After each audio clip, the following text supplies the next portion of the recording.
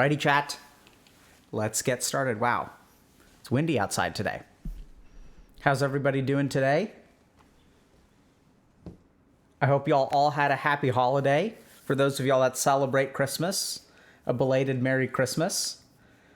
So we're taking it kind of easy over this week, but I spent some time on Christmas Day on hanging out on Discord and just kind of connecting with people, and it was really fantastic. I really enjoyed myself.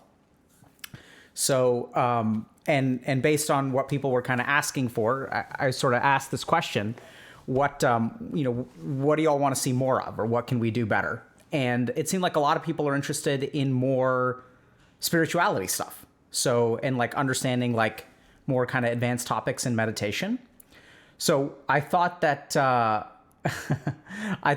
what we do today is actually just talk about like some fundamentals around meditation, and specifically like the most fundamental thing, which is ironic because we never really talk about it, or people don't talk about it anymore, which is like, what is enlightenment and like, why do we meditate? So, a couple of things kind of before we get started. We're going to start with our standard disclaimer. So a reminder that even though I am a medical doctor, that nothing we discussed on stream today is intended to be taken as medical advice. So please go see a licensed professional if y'all have a medical or mental health question. And everything we're discussing today is just for educational purposes. So we are going to touch on a couple of clinical things, but we're not really going to talk too much about clinical stuff today. But I think we've got a couple of questions about things like dissociation and meditation. So we'll kind of talk about that and explore a little bit of neuroscience. So another kind of thing to just understand. So since we are going to be talking about more advanced topics of meditation today, some of the stuff that we're going to be covering today is sort of discussed in the guide. And so just a reminder that, y'all can check out the guide. I'm going to do my best to not. So when we made the guide, we sort of made it as a foundation for like meditative practice. So it explains a lot of concepts, offers a lot of foundational practices, offers some advanced practices, etc. So even though it's kind of foundational, and I sort of recommend that everyone watches it, I'm going to do my best today to try to like explain the concepts. So it's not, watching the guide is not going to be a prerequisite for today's lecture or talk. And that's sort of the goal. But at the same time, I can't be 100% sure that everything that I'm going to explain today is something that everyone will understand. Okay. So if you guys have additional questions or want more detail on some of these concepts, highly, highly recommend you check out the guide. Okay. So, alrighty. So let's start with this question. Hold on. Where?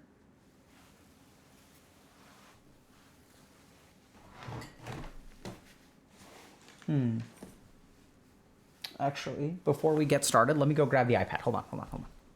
I will be right back. Hold on.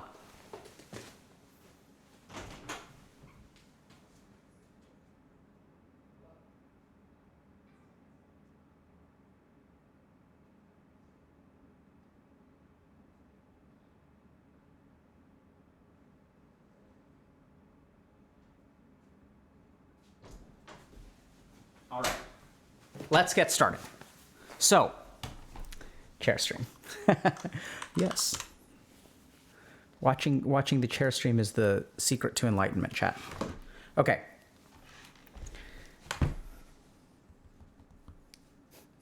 It's hilarious. The kinds of things that people will notice as I get up and walk. Okay. So, question number 1 is, why do we meditate? What do y'all think? What's the purpose of meditation? Why do we do this thing called meditation? Right? So many thousands of years ago, there were some people, probably in ancient India, or what we know geographically as India. There were a group of people called to practice awareness, to explore, give insight, be mindful, whatever. Okay. So the purpose of meditation has always been enlightenment or moksha. And so this is something that I think it's been kind of interesting, because as popularity of meditation has grown, we've stopped talking about enlightenment, right? So like thousands of years ago, there were like people in ancient India who sort of discovered that they could be perfectly happy or something. It's a little bit unclear. What it really is realization of the true self. So we're going to talk a little bit about the false self and the true self today. And what is the true self? What is the false self? Why does everyone get caught up in the false self? And as we identify with the true self, how does that lead to happiness, contentment, bliss, all this like other stuff? Because I think what's started to happen, especially recently, is as science has gotten interested in meditation, because here's what happened, is some scientists or doctors started meditating and they're like, whoa, this is super awesome stuff. I really love this. And they're like, I feel so much better in my life. Let me see if there's some kind of benefit to it. And it turns out that there are lots of benefits to meditation.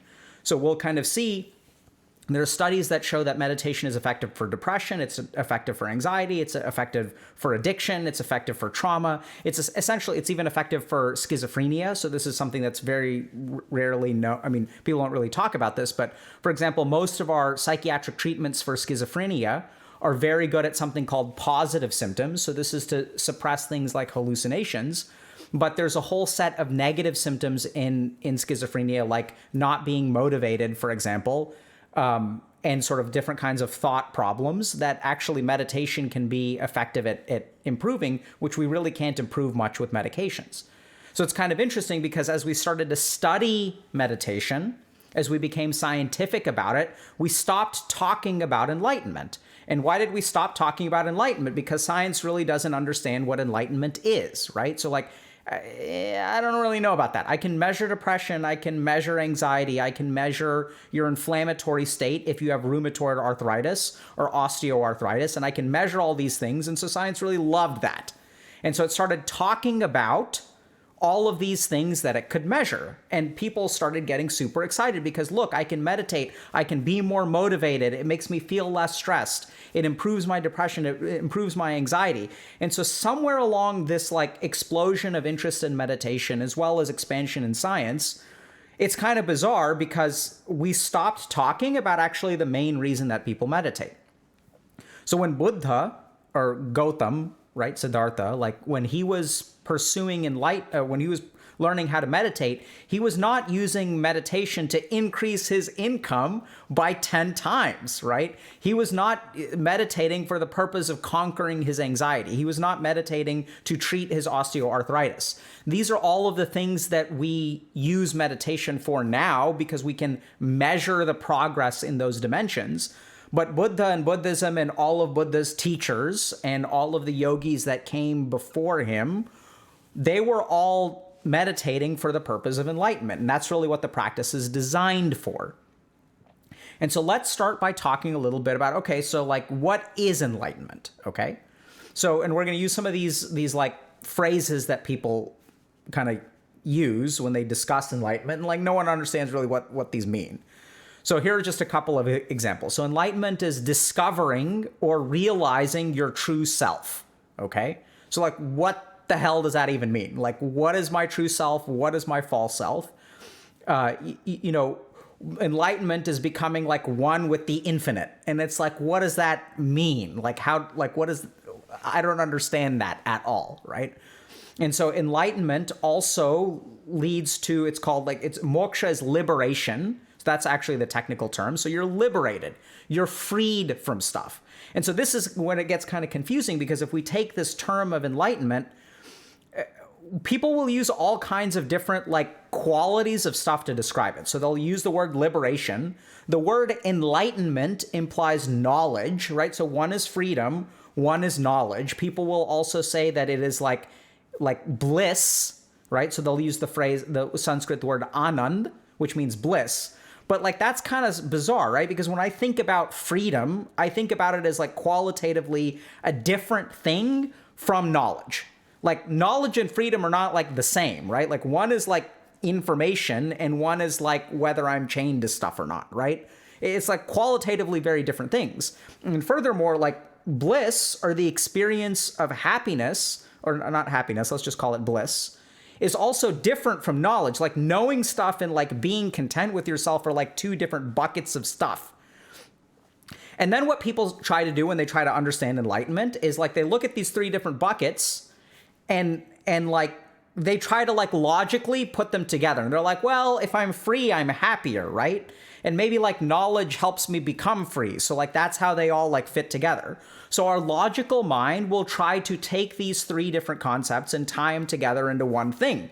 But that's not actually how it works. The truth is that enlightenment is a thing. It's like a core essential thing that can manifest in these different ways. But at the end of the day, there is one thing that underlies freedom, happiness, and knowledge. And if you get that one thing, you're going to get eternal amounts of all three of those other things. And so then people are like, okay, that sounds cool. So how does that work? Okay. So if we want to understand how enlightenment works, like what's really going on here, we need to start with our understanding of the self. Okay, so here is the outside world. Here is my mind, and here is the self. And basically, there's a me over here, which is the false self. And then there's a me over here, which is the true self. Okay? And the more that we live over here under this me, the more suffering we're going to get. Okay? And the more that we live over here, the more happy we are going to get. And the more free we will be. We'll see how all this stuff kind of fits together. So the first thing is like, y'all may ask, okay, so like, what do you mean by like outside? So if I ask you, like, who are you? Right? So if I ask you, who are you? You will say things like, I'm Alok. Okay? Well, you're not going to say that. So you're going to use your name. Right? And then you may describe yourself, okay, name. You may use gender, profession, bank account, awards that you got in school, right? You're going to use all of these different kinds of, like, these are all like attributes of like the outer, like that's not who you are. Like if I take you and I transplant you to an alternate dimension where no other human beings exist, like, would you still have this stuff? Okay. And then some of you may say, well, yeah, I mean, if you transplant me to an alternate dimension, like even if I have no profession and there's no economy and there's no access to my bank account and there's no like, you know, whatever, like I'm still going to have gender, right? So like I'm still going to have my attributes. So like I will still be me because like my body is still me, right? So like we're going to say, okay, well, you may think that the body actually belongs like somewhere over here. Like body does not belong here is what you may be thinking. Okay, so now let's think about this for a second. So you're you, right? So like you've always been you. So when you were 1 year old, did you have the body that you have now? Well, no, you didn't have the body that you had now. Were you still you? And it's like, sure. So you're 1 year old, you're kind of a baby, right? So let's like think about like how the outside you. And then I become 10 years old. And then like I hit 14 and I go through puberty and then like my body starts changing. It's like, oh my goodness. And then maybe I become 25. Maybe I have an accident, for example. I have a scar on my face. And that's sad. You know, I feel really bad about that because now I feel less attractive. And then I acquire a profession. Maybe at the age of 26, I finish law school. Right? And then like at 28, I become a parent. So like all these things are happening in my life. But like, you know, so if I were to say that Alok is a parent, and they're like, yeah, that's true. Like, that's a part of who I am. But was I a parent at, let's say, the age of 10? Well, no, I wasn't a parent at the age of 10. Was I still Alok? And then you say, well, yeah, I mean, I was still Alok, but like, you know, I wasn't a parent. Okay, well, then hold on a second. So is being a parent a fundamental part of Alok or not? Well, I mean, sort of, because it's what I identify with. But really, Alok is not any of these things, right? So I was Alok before I was a law student or a lawyer. I was Alok before I was a parent. I was Alok before I went through puberty. You know, there's a you that is transcendent. So despite the fact that your body changes, right? And despite the fact that, you know, your outside circumstances change, like, despite all of those things changing, like, you remain the same. There's something over here that, for lack of a better term, I'm going to use this term for the first time today, and it's going to mean lots of different things. So let's do this. move this down a little bit. So who are you? So like who you are transcends all of this stuff, right? So this is you. It is the common element which is threaded through each of these experiences. Okay, so even if you say, you can make arguments, like you can say, well, like the reason I know I'm a woman is because like I have like a uterus and ovaries. And it's like, okay, well, okay, so like I identify as a woman and I've always had a uterus and ovaries. Like I was born with a uterus and ovaries. And then like, well, so what happens to women who have like, let's say uterine cancer and have a hysterectomy? So if you have a hysterectomy and oophorectomy, that means removal of the ovaries and the uterus. Are you still a woman? Well, like I'd say you're still a woman. You're still you, right? Like we had to remove a couple of pieces, but like you're still you. And this is where it's going to get, and I'm not trying to be insensitive here, but this is where now we begin to see where suffering arises because of identification with all of this stuff. As we identify with these things, this is what leads to our suffering. So let's say that this is like a really common thing that unfortunately I've seen a lot as a psychiatrist, is like some women that I've worked with are unable to have children. And so like their inability to have children makes them feel like less of a woman.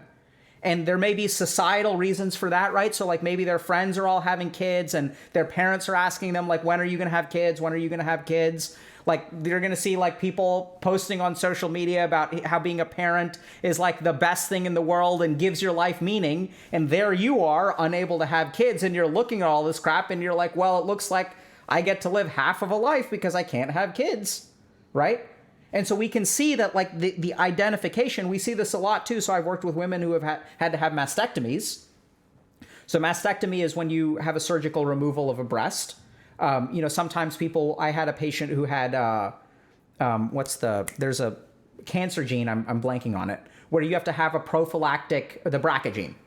So you have to have a prophylactic mastectomy because your chances of developing cancer are like 99%. And since we have a society that sort of determines that your value as a human being, especially if you're a woman, has to do with your breasts, then if you have a mastectomy, then like you lose a lot of your like value as a human being, or people feel that way, right? And then hopefully they come to me and we work with them and we help them discover that they're more than what their body is.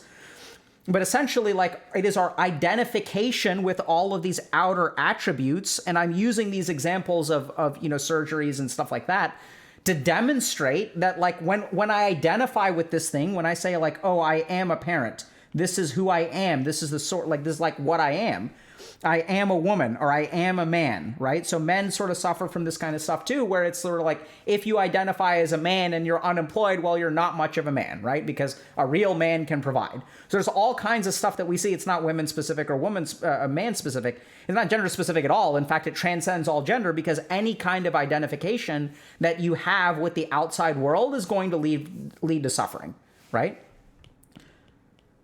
So does that make sense? So if we kind of look at the way that we identify with these outer attributes, they're actually going to open us up to suffering. So now this is kind of interesting, because then people, okay, so like, fine.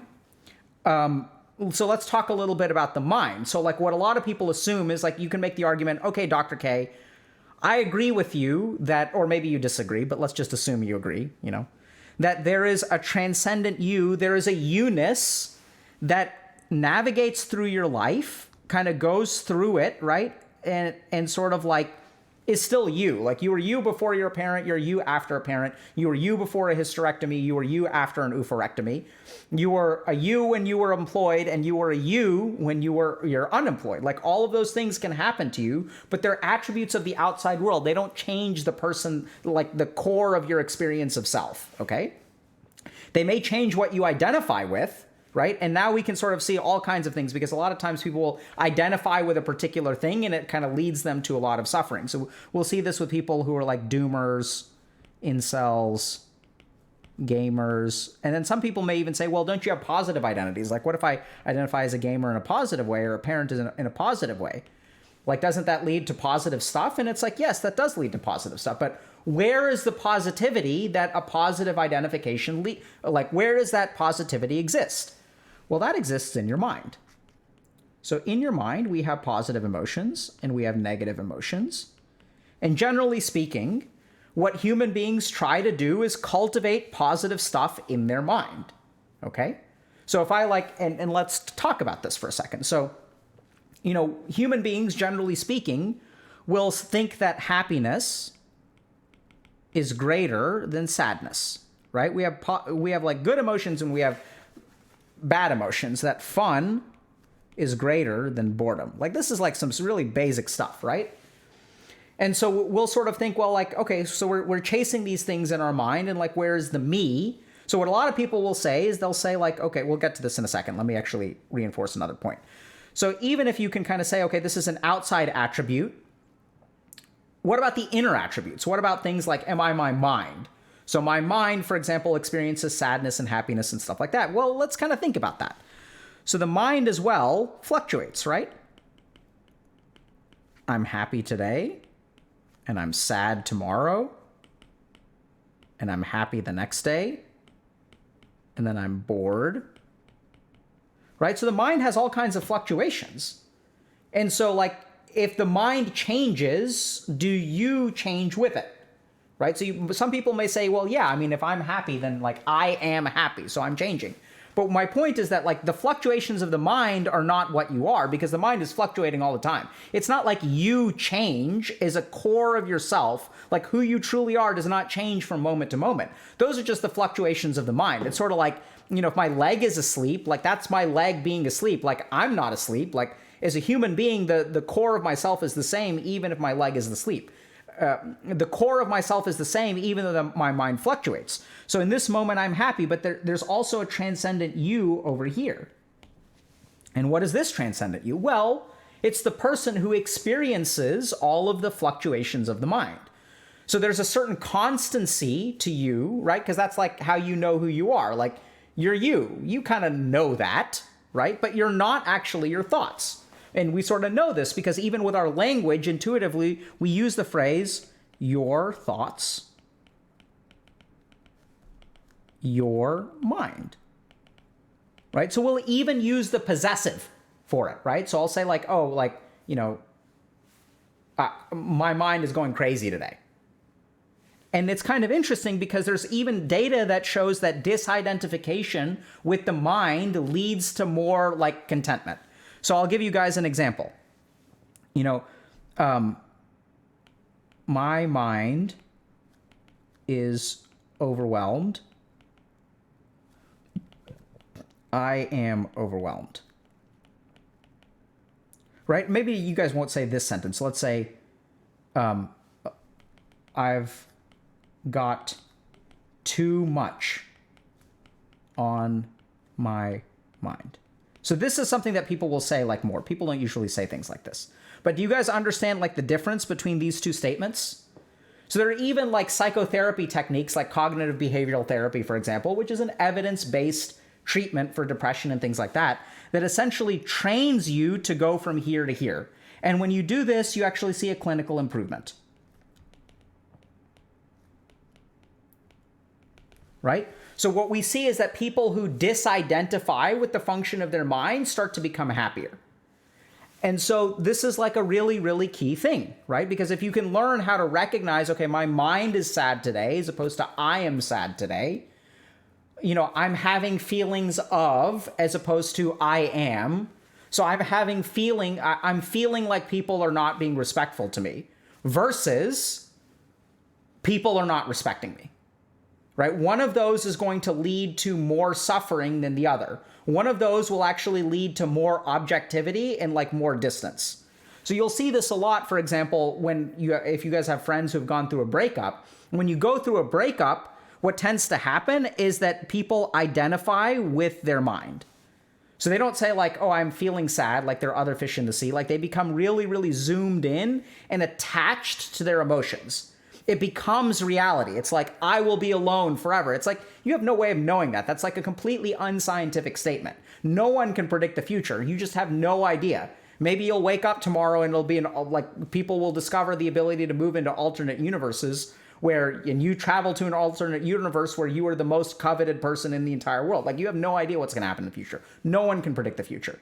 But as we become identified with our minds, we start to experience more suffering. And so then people may say, okay, like, fine, right? So and then post-breakup, for example, like going back to the breakup example, they can't see outside of their own mind. Like, these people lose objectivity. And so people around them will say, well, actually, like, this was a super toxic relationship. It wasn't even good for you. I think you're going to be so much happier a year from now. But that person can't see it. And so over time, what happens is they start to gain distance from their mind. And as they gain distance from their mind, they start to become like more content. They're like, actually, that breakup was the best thing that happened to me, which is super bizarre because the event is exactly the same.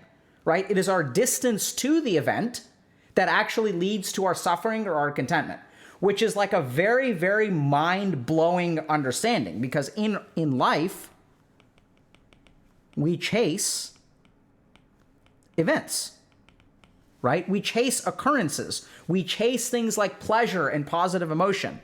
We chase positive emotion. We chase pleasure. We chase, oh, I don't want to be alone anymore. Right? Like, I'd be happy if I just had a partner. If only I had a partner. If only I had a partner. Right? So like in life, what we end up doing is we start chasing particular events and we chase things that happen within the mind. So this is what we chase.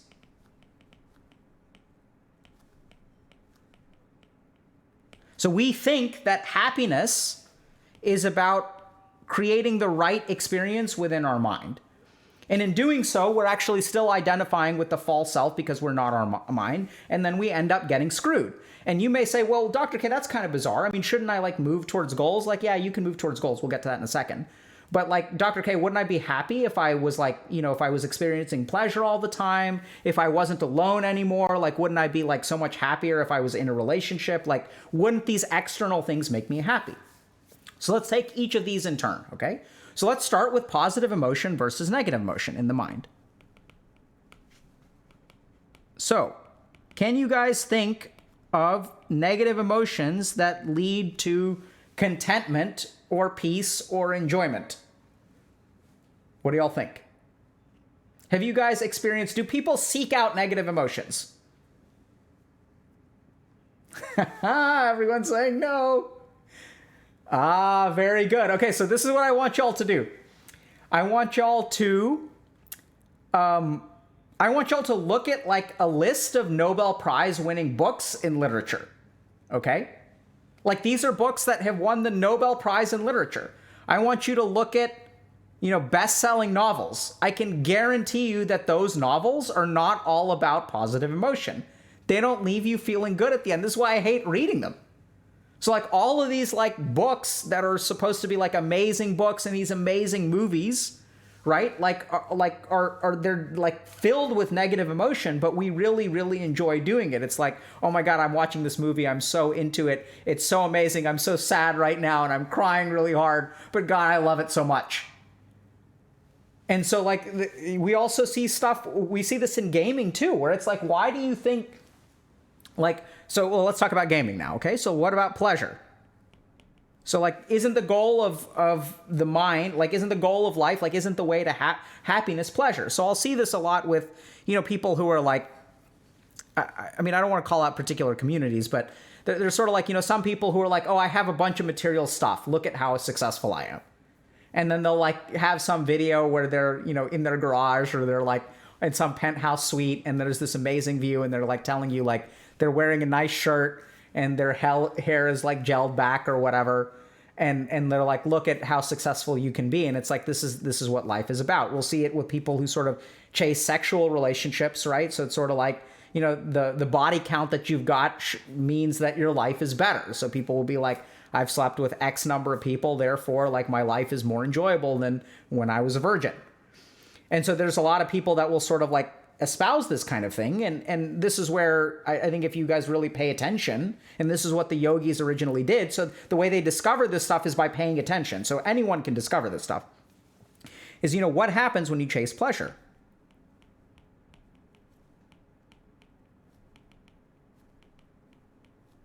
The truth is, you don't have fun. Right? So if any of y'all have like chain queued in a video game, like, you know what this is like. Because like, you're getting the dopamine, sure, right? But you're not feeling content or happy. Like, you feel miserable at the end of it. You can see this with like games, drug use, social media, right? And by the way, if you guys want to understand how external success, so we chase success out here, and then we chase success in here, and neither of them are going to lead to happiness or contentment, right? So like, social media is a really good example of this, where like, I can be thrilled that I got 400 likes when I post today because I'm more successful, right? So like, it's like, yay, that's a win for me. And then tomorrow when I post and I get 400 likes, how do I feel? Suddenly, like, objectively, it's exactly the same, but it becomes a loss in my mind. Even if I go to like 500 likes, it's like, wow, that's great. And then I go to 520 the next day. It's like, well, I'm not growing as much as I used to be growing. So even though we're chasing outward things over here, and we see this a lot. So I did a lot of work in banking, for example. And so I have people who are like, yeah, I'm making $800,000 a year. It's like, cool, are you happy? And they're like, no, some asshole next to me is making 900,000. And it's like, okay, so what do you want to do? I want to make $1 million. It's like, okay, cool, like, go for it. Here, let me teach you meditation so that you can focus better. And they're like, awesome, that's what I want. And then they teach meditation, they get promoted, they make $1 million a year. And they're like, I'm making $1 million a year. I'm like, are you happy? And they're like, yeah, I feel awesome. I'm like, cool, congratulations, man. A month later, they're like, There's someone else who's like, now I need to make 1.2, right? Yeah, it's only 800K. So like, this is where we can chase outward things, but they're not going to lead to our happiness. Even something as simple as a cookie. You can say like, does a cookie bring you happiness? Well, sure, like, obviously, right? It's like, I eat the cookie. Well, like, think about when you eat a cookie. Like, what are you thinking about? You're like, oh, well, like, maybe I shouldn't be eating cookies. Boom, problem number one. And then you eat the cookie. And like, the first cookie is delicious. Like, then your mind is like, I want another one. So you eat like a second cookie and it's like, I want another one. And it's like, you're like, I kind of feel like I don't need to, like, they're not as tasty as the first one used to be. And then like, the more cookies you eat, it's like, it doesn't even taste good anymore. You don't want it anymore. And then like, how long does that happiness last? It doesn't last very long, because then like, tomorrow you want another cookie again. And then attached with all the cookies is like, well, crap, now I'm eating cookies every day. It's like, I'm going to get fat and overweight and out of shape. And like, that's not good. And then you're beating yourself up, and it's like, it's just a damn cookie. It's like, you can't eat it without all this crap attached to it. So it's sort of like, if we chase things on the outside, we're not going to be happy. Even if we chase things in the mind, we're not going to be happy, right? Because generally speaking, we try to chase positive emotions. So this is why you see like echo chambers on the internet. So why is it? It's because like, if I have a particular set of beliefs that no one ever criticizes, it's possible, I don't know, it's possible that maybe some of my beliefs are wrong. And then if someone else shows up and is like, hey, maybe these beliefs are wrong, you're like, screw you, banned. I want my echo chamber. And I want everyone else to encourage like this thing. And like, if you go to like subreddits that are echo chambers, right? Or not even, I mean, I use Reddit, but like, if you go to places that are echo chambers, like, the people there aren't happy. You guys get that? Like, you can go to any of these echo chambers and the people there aren't happy. It's like really sad, actually, because they're singing the songs that they want to, and it's like everyone's drinking the same damn Kool-Aid. And it's like, we don't want any contrary opinions. Well, why don't you want any contrary opinions? Like, what's wrong with that? Well, this is a safe place for us. And it's like, okay, cool. So like, do y'all feel safe here? And it's like, yeah, we feel safe. And like, does that make you happy? And it's like, no. We just all get together and like rage at each other about how unjust the rest of the world is. Right? And it's kind of, well, okay. And I sort of get where people are coming from, right? Because the rest of the world may treat them poorly in some sense. But even chasing negative emotion, even trying to create a very controlled, safe space, doesn't like automatically make people happy. So our mind tries to chase positive emotions. We try to avoid all kinds of negative stuff, right? And this gets us into all kinds of problems. Well, Dr. K, what do you mean? How does chasing a positive emotion, isn't that a good thing? Shouldn't I feel like good and confident in myself? And I'm like, yeah, you should. But chasing positive emotions leads to avoidance.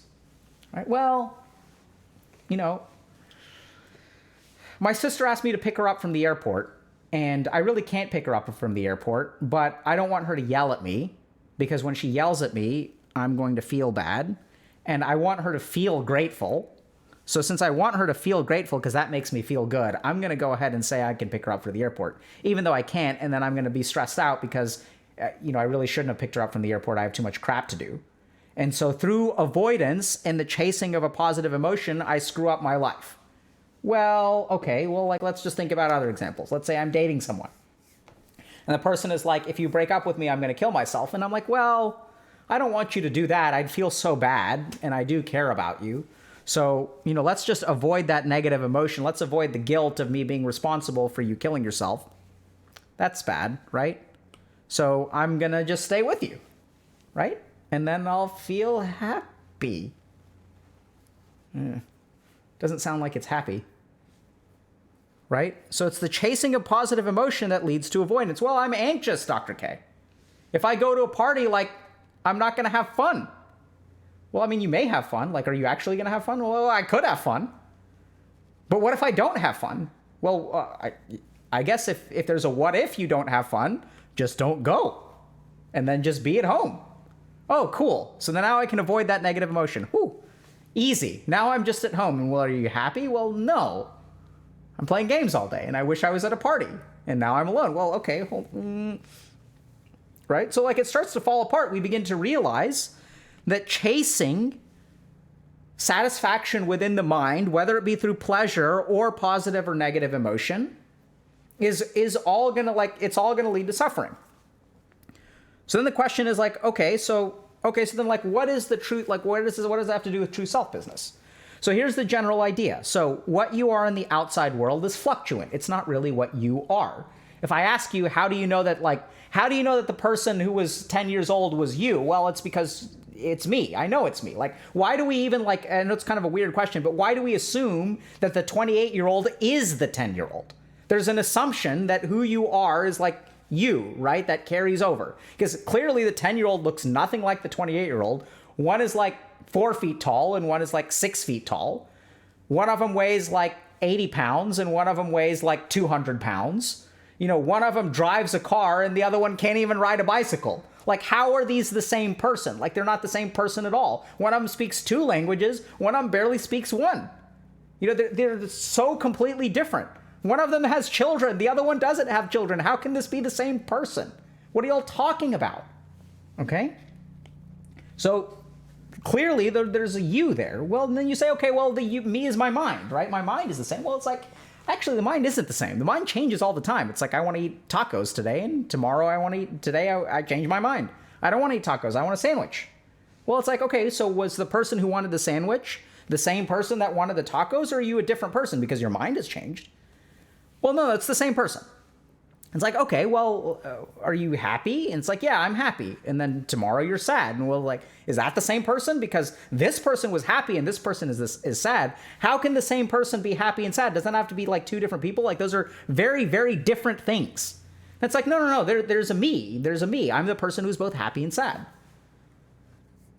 And so then the question is okay, well then what is this? Because it's not happiness, it's not sadness, it's not pleasure, it's not pain. Right? It's not a profession. It's not even a gender. Right? So someone's asking, but doesn't me change too, my perspectives and beliefs? Okay, this is a great question. Doesn't me change too, my perspectives and beliefs? Your perspectives and beliefs change, but the my doesn't change. That's the you. You guys get the possessive there? Me doesn't change. Me never changes. Your perspectives change? Absolutely. Your beliefs change? Absolutely. Let me give you all a simple example of that. Before this lecture, you guys may not have understood some of this stuff. I've given you some perspective or belief. What has changed? Were you still you before the lecture started? Your perspectives have changed? I completely agree. Your beliefs have changed? Sure. But are you still you? Or is the you... What is that? Okay. So then people are kind of asking, okay, so your consciousness is you, nothing else? Exactly. Now y'all are getting to it, right? It's kind of well then, Dr. K, what is me no change? Someone in chat just said me no change. And this is, you guys are actually getting close to the real answer, which is I don't know if you guys get this, but language is starting to fall apart. Me is me, right? I'm seeing orc faces in chat, which is like y'all are thinking like, me is me. Yeah, and that's what the yogis said. The yogis were like, it's neti neti. It is that which cannot be described. It's not this, not this. Me no change. You is you. That's it. It is. It is. Okay? So, what is the true self? So if you look at the fluctuations of the mind, and if you look at the fluctuations of the outside world, what is that which does not change? Like this fluctuates, right? This fluctuates. So what is it that doesn't change? Okay, so this is where the experiencer. So this is the cool thing. So if you start to pay attention, what you'll discover is that irrespective of whether you're feeling happy or sad, there is a you to experience that, right? There's a person who gets affected by this stuff, right? There's like an observer or an experiencer of all of the fluctuations of the mind. It is that observing part of you which was there when you were 10 and was there when you were 14 and was there when you were 18 and 28 and 32, was there before you were a father and was there after you became a father, right? And this is the experiencer. So people will say, I am my senses. No, it's not a sense. A sense is not an experience. The experience is of the sense, but the sense is not the experience. I know this gets kind of complicated, but like the faculty of sight is different from what you see, right? So you can have eyes, but like it gets subtle. This is where you really have to meditate. And this is why people started to meditate. So as they started to meditate, what they sort of noticed is that even the senses, to discover the true self, what you have to actually do is a practice called pratyahara, which is sensory withdrawal. So like, I know it's kind of weird, but if you say, okay, I am the senses, I know I exist because I see stuff, right? That's what I am. Okay, well then close your eyes. And then, are you seeing anything? Well, no, I'm like hearing stuff. Okay, so then I'm going to stop talking. And you may say like, I'm smelling things or I'm tasting things, but we're not going to eat anything or smell anything. And you don't really smell much right now, right? So now we're left with the sense of touch. And if you really focus on your body for a little bit, the first thing is notice how alive your body becomes.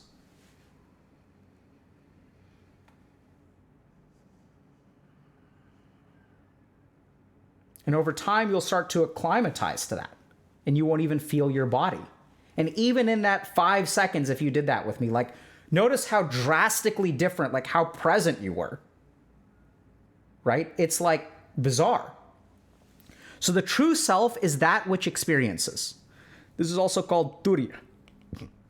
And if we talk about, happiness, what we start to discover is that the more we move from here to here and here to here, the more happy we will become. And this is where a lack of attachment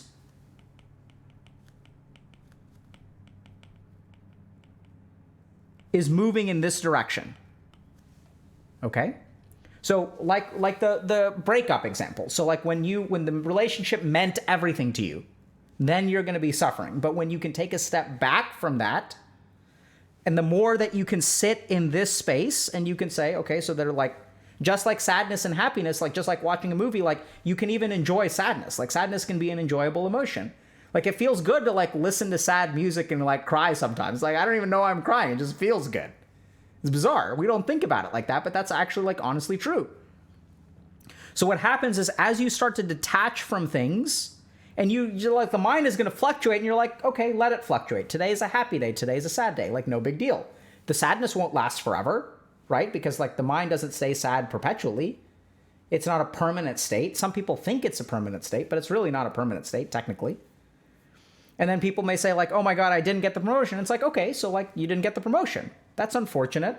I can be sad. No promotion. That creates sadness. Like, that's okay. And then like, so be it. So I'm sad today. Today's a sad day. Right? So this is what detachment looks like. And then suddenly, as you detach from this stuff, your suffering decreases. And once you cultivate this state of mind, and you're in this state of mind 24/7 for the rest of your life, once you are grounded in the true self, then you will be enlightened. And then like suddenly like nothing can hurt you. You're blissful. Because it's all the same, like happiness or sadness, it's like no big deal, like taco or sandwich, like whatever. It's my attachment to the thing. It's like, oh my God, I wanted a taco so bad. I'm so angry. I told you I wanted a taco. I told you even. And you brought me a sandwich. That is attachment. And it's like, bro, like you're getting a sandwich. Like, it's a pretty good sandwich. Right? You guys see that? Like the people that suffer in life are people like that. But I wanted this. And I told you. And now I'm hurt. And now my life is like, I'm not enjoying it because of this external thing that I created. And now suddenly my happiness is in your control. Whether my day is ruined or not ruined is dependent on a taco versus sandwich. It's like, what the hell? What are we doing here? This is idiotic. Right? So this is where, so detach from the outside world, detach from your mind, and recognize that the more time you spend with the true self, the happier you will be. So let's talk about mental illness for a second. So like, this is kind of weird, okay? So if we talk about mental illness, like generally speaking, in science and in medicine, we don't have one treatment for everything, right? Because it's kind of like, okay, your heart is messed up. Here, let me give you medication for your heart. Hey, doc, by the way, will that fix my liver? And it's like, no, it won't fix your liver. What the hell are you talking about? Like, it's a completely different organ. Like, you need to go see a hepatologist, not a cardiologist. And it's like, okay, like, well, okay, here, take this medicine for your kidneys. And you're like, oh, okay, cool. Like, will this prevent Alzheimer's? No. It's like brain and kidney are completely different organs. What are you talking about? Even in mental illness, right? So we'll have like different diagnoses that have different treatments. And so we have different medications for depression and anxiety and schizophrenia, different processes in the brain. One of them has to do with serotonin. One of them has to do with dopamine, like whatever. Hyperactive dopamine. Okay. So how is it that one practice of meditation can improve all mental illnesses? Like, that's kind of weird. It's a scientific fact. So there have been tons of studies. That's because mental illnesses exist within the mind. Right? They exist over here. That's why they're a mental illness. And if we can just step out of that completely and no longer be stuck in our mind, we will be free of that suffering. So I'll give you guys, like, it's been interesting. So, I worked at a residential treatment center for people with psychotic disorders like schizophrenia. And so when I used to work there, people would ask me, they're like, can you do anything for schizophrenia? I was like, yeah, well, that depends on, what do you mean by anything? And they're like, well, can you make it better? And I'm like, I don't know. What do you mean by better? I'm like, I don't know. Can you make it better? No, like, let me try. Let's see what happens. So I had people who were psychotic, right? So these are people like hallucinating and stuff.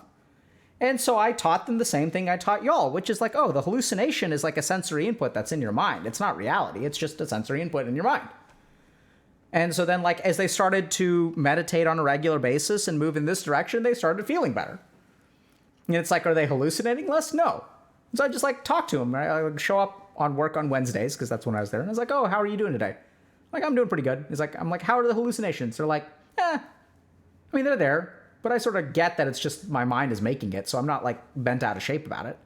And prior to like meditating, right? Prior to being grounded in the true self, they used to believe that these voices were reality, right? Like they thought that their mind was reality.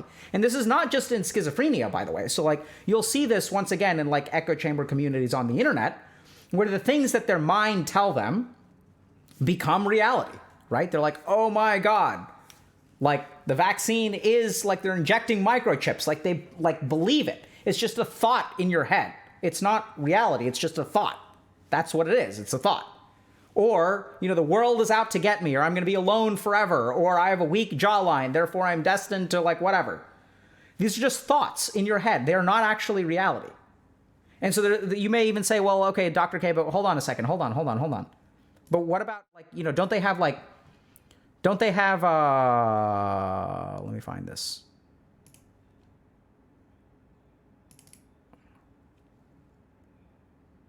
Nope, not this one. But don't they have evidence? Dr. K, what about evidence? Isn't there evidence? Like, don't they have data? Like, don't they have experiences which prove certain things to them in the world? Because they've had data? This is the real problem, okay? So this is a study. This is a paper. This is a study we reference a lot in the guide, by the way. So this is written by these two folks. Silbersweig is professor of psychiatry at Harvard Medical School and is also chief of psychiatry at Brigham and Women's Hospital. Awesome dude. So he wrote this really interesting paper where he talks about, the neuroscience mechanisms of, this is a cool diagram, by the way, of meditation. So, yeah, you guys get this? Does this make sense? I'm not even sure what exactly it means, but it seems like it makes sense to me. Okay. So what he basically discovered, or not discovered, but what he pieced together is that, like, when we have biased self-processing, it is the way in which we process information as it relates to ourself that leads to suffering. That there is a biased self-processing, which essentially causes suffering. So now, from a neuroscience perspective, what we've started to do is validate this very core idea that depending on how you view yourself, you will either suffer or not suffer. Right? There's like neuroscience, like that's what literally this paper is talking about.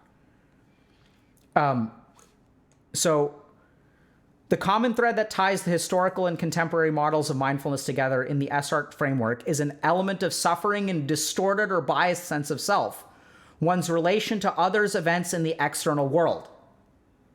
In studies of attention to emotion in the general population or a clinical population, so if we take normal people versus people who are clinically ill, bias has referred to the tendency or extent to which emotional stimuli with either negative or positive valence may be processed differently compared to neutral material. So what that means is that, like, people who are ill process information differently. This does not mean that their life is objectively worse. It means the way that they process that information is worse. And so this is the really interesting thing. If you guys have watched our interviews with incels and stuff, what you'll see is that, like, incels are not, like, they're not like terrible people. They're just people that believe that they're going to be alone forever. And that becomes a self-fulfilling prophecy. Got it? So you guys can look at that. Like, you can watch the interview and judge for yourself. So essentially, enlightenment. So let's kind of wrap up, okay? So, like, what is enlightenment? So the first thing is that as science has gotten interested in meditation, and as, like, Western stuff has, like, gotten interested in meditation, as we moved away from spirituality, for good reasons, by the way, because there are a lot of abuses to spiritual leaders, right? Like, people would do things they weren't supposed to do in spiritual situations. And so we kind of, like, moved away from, like, the guru model. We moved away from the parampara model, which means, like, the tradition or the lineage model. Right? We stopped revering individuals and we started, like, looking at things scientifically, objectively to protect ourselves from those abuses. Makes a lot of sense. Scientifically, let's figure out what works. Totally fine. But somewhere along the way, we started doing meditation for particular goals. So we started doing meditation to reduce our mental illness. Like, I'm a psychiatrist who teaches meditation for that purpose. And so everyone started doing meditation because they say, I want meditation because I want to be more happy, right? I want meditation. I want to learn how to meditate so I'm less anxious. Now, the interesting thing is, okay, here's the exam. Okay. When I meditate for a particular goal, because I saw this great article in the Harvard Business Review talking about, the benefits of CEOs meditate. Oh my God, it's so great. And there's this guy, Dr. K, he's a psychiatrist who trained at Harvard and is on the faculty at Harvard Medical School. And he tells me if I meditate, my anxiety will be better. So if I am meditating for the purpose of doing better at work or getting an improvement in my anxiety, which self am I meditating for? Which one?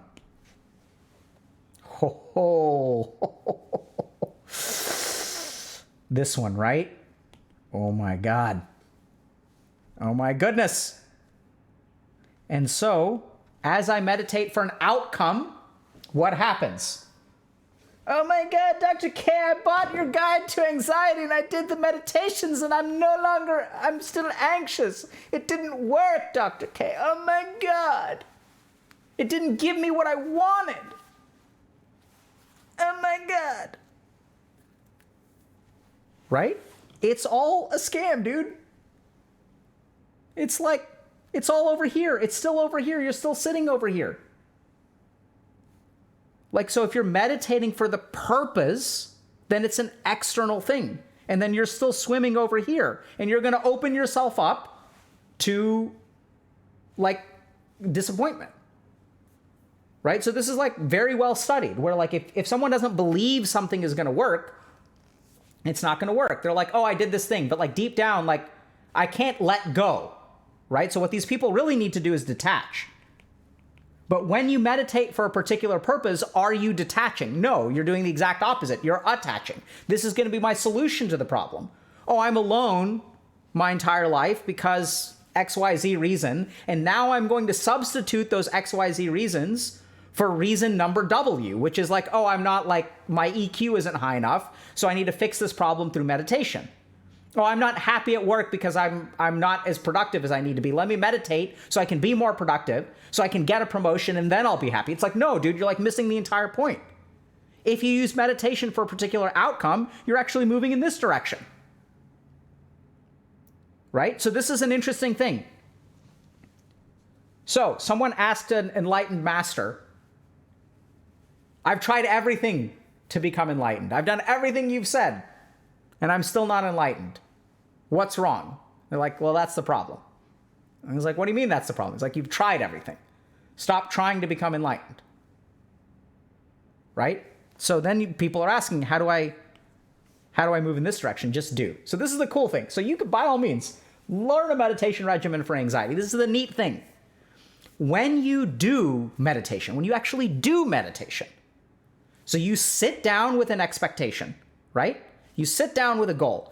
As you do meditation, as you start to sit with the experiencer itself, and if you do the meditation with full awareness, the desire to meditate will disappear. The desire to become like less anxious will disappear. The desire for success on the outside will disappear. So this is what ends up happening. People come into my office. They say, Dr. K, I'm so anxious that I'm going to be fired from my job for doing a bad job. Oh my God, the anxiety is so bad. Can you teach me? I came to you because I don't want a pill. I want to learn how to meditate to control my anxiety. I'm like, sure, bro. Happy to help you out. So we teach them meditation. They start to meditate. They start to feel a little bit anxious. They continue to meditate. They continue to meditate. They continue to meditate. They start moving in this direction. 15 months after stepping into my office, by the way, I quit. I'm like, what do you mean you quit? I thought you were afraid of getting fired. And they're like, yeah, I didn't even want that. It's a crappy job. I was afraid it was stupid. I quit. Wait, I thought you came here because you didn't want, like, I thought you wanted the job. And they're like, no, I realized as they move closer to the experiencer that I used to be caught out here. And this is dumb. I don't even want that. It's idiotic. Like 30% of my patients have a career change within like 12 to 18 months of walking into my office. I don't know why. I sometimes wonder. I'm like a little bit frightened. But I think it's like as we become, so as you start to meditate, as you practice, you will step outside of mind. You will transcend mind and you will transcend your false self.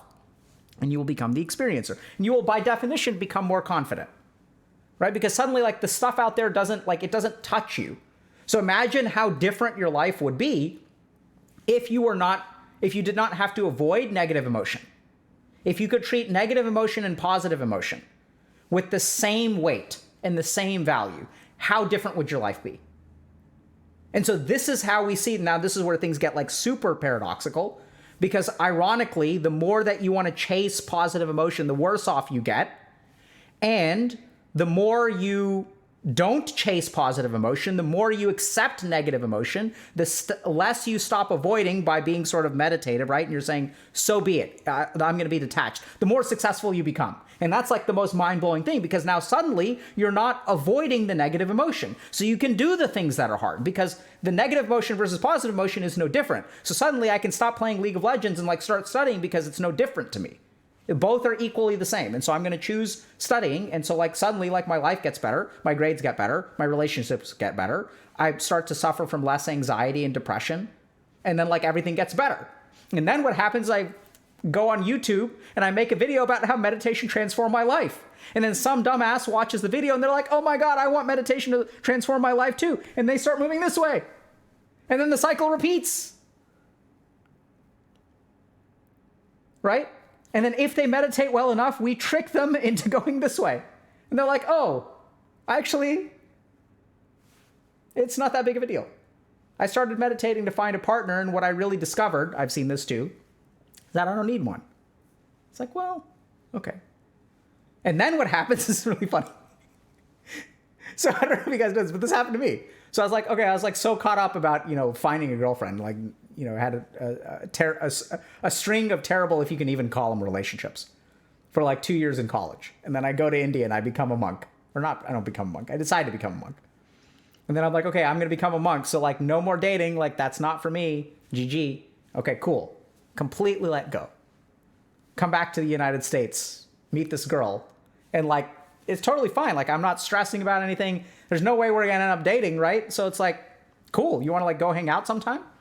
Oh, you're like new to Austin? Like, let me show you around. No attachments, no desires, no expectations. It's just like, I know the city, you're new here. I'll show you around. I'll do it as like a kindness, right? Oh, you like Thai food? I know a fantastic Thai place. It's like a little hole in the wall. I'll take you. She says, yes. Cool. Let's do it. And so like, suddenly, like it's not, I mean, there's confidence in there, but it's not the confidence, it's the lack of attachment and the lack of expectation. It's like if she says no, it's like, okay, cool. Like she can go on and live her life. She can explore Austin on her own. She doesn't have to explore it with me. I'll go eat the Thai place anyway because I like the Thai place. It's like, you don't have to come. It's like no big deal. And let me think about this. 8 years later, I married that girl. Right? So it's like, this is the bizarre thing about confidence is like, we get so caught up in our head, but as we move in this direction, all of the crap that people say about like how meditation transforms their life is like kind of true, but it's all a scam because don't chase it or it's okay to chase it. And then as you meditate, hopefully what'll happen is you'll start to move in this direction. You'll start to realize that you are the experiencer. Right? And that's like really all you are. And as you start to ground yourself in the experiencer, suddenly these things have less control over you. And then you're like, I just am. I am that which exists. I'm the experiencer. I'm this vessel that is like experiencing life. Right? Okay, questions. This meta thinking is making my head hurt. That means you understand it, Spider404. Right? And this is what's tricky, is that it's hard to wrap your head around because it's not logical. It's like we can try to explain it in a logical way, but if you really want to understand, you have to experience it. No, so someone's asking, so the point is to suffer? No, the point is to stop suffering. But the reason we suffer is because we try to avoid suffering. Right? So this is where you just have to, like, suffering is a part of life. Like, so, like, sadness is a part of life. So stop trying to avoid it. Like, it's just a given. Like, you can't chase it away. You can't have a perfect life. And as soon as you start to let go of having the perfect life, this is the big paradox of meditation. As you let go of having the perfect life, your life starts moving towards perfection.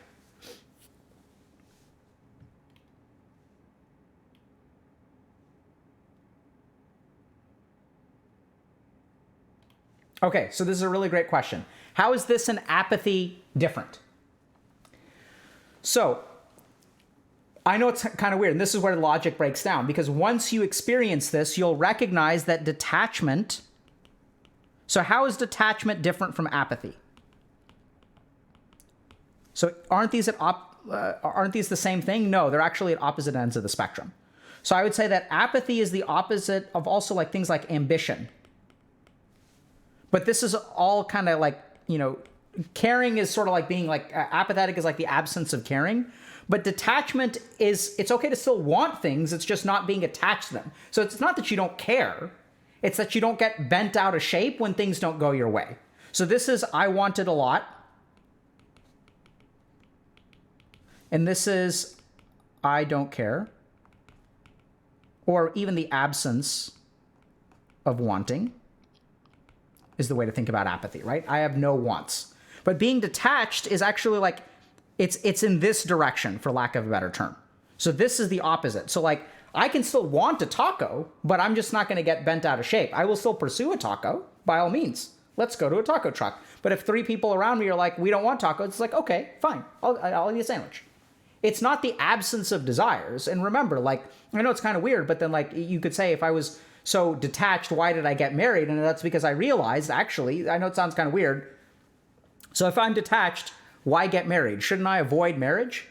Like, isn't that the whole point of like being a monk, is like you avoid that thing? And then I realized, oh shit, I'm attached to not being attached to things.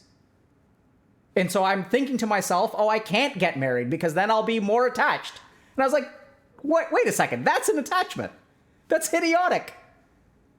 It's the same damn thing.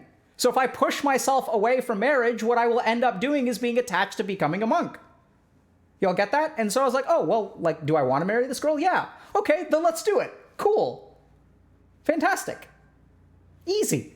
That's the difference. It's not apathy, it's detachment. Does that make sense? And so once again, remember that like let's use the work example for a second. So for the person who comes in not wanting to lose their job, right? So they're very attached to their job. They're paranoid about losing their job. I don't want to lose my job. I don't want to lose my job. Oh my God, I'm going to lose my job. And then as they become detached, they quit. So that's not them being completely apathetic.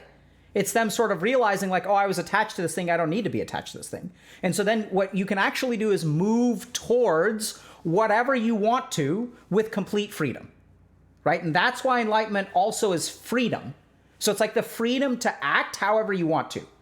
So let me put it this way. I'll give you guys a very simple gaming analogy, okay?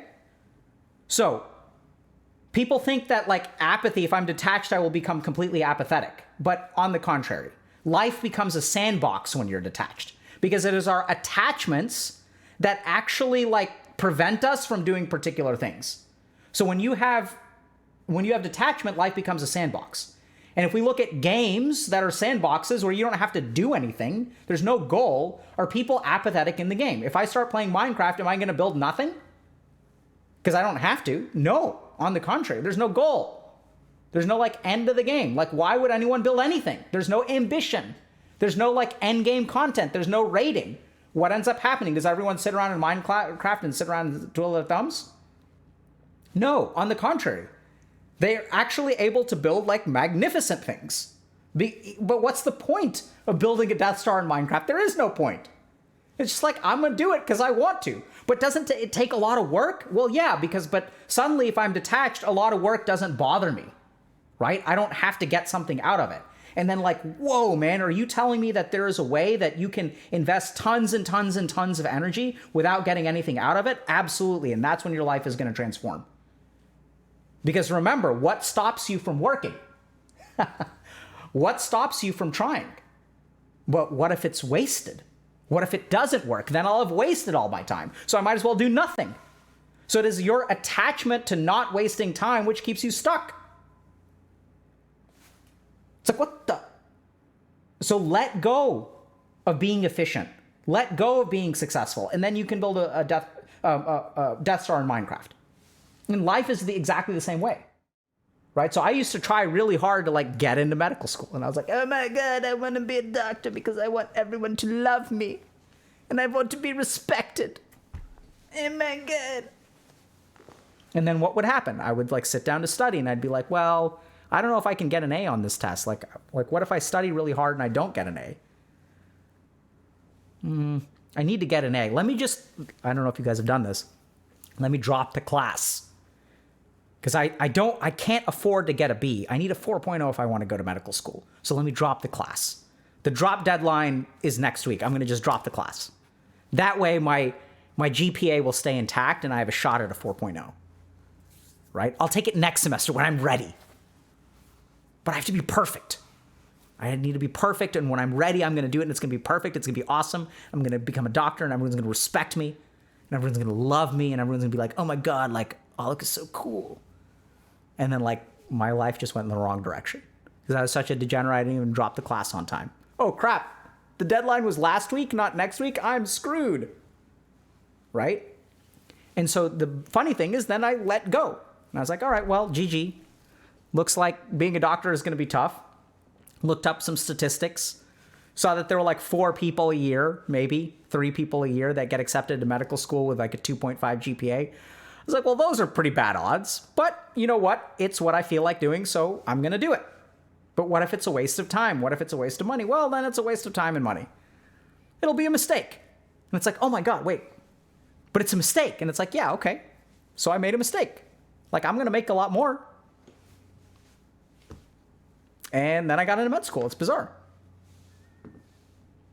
Does that make sense? Do y'all understand now? Like, apathy is very different from detachment. In fact, it's like completely tangential.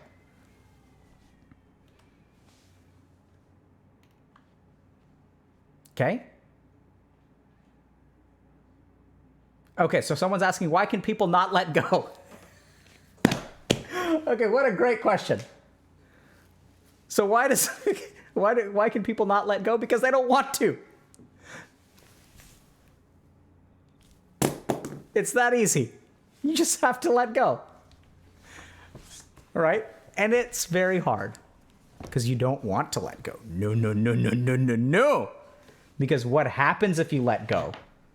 Right? So if you're having trouble letting go, here's the question you need to ask yourself. You want to understand, why am I having trouble letting go? This is what you need to ask yourself. What's going to happen if you let go? And all of the crap that your mind produces, by the way, is the reason that you can't let go.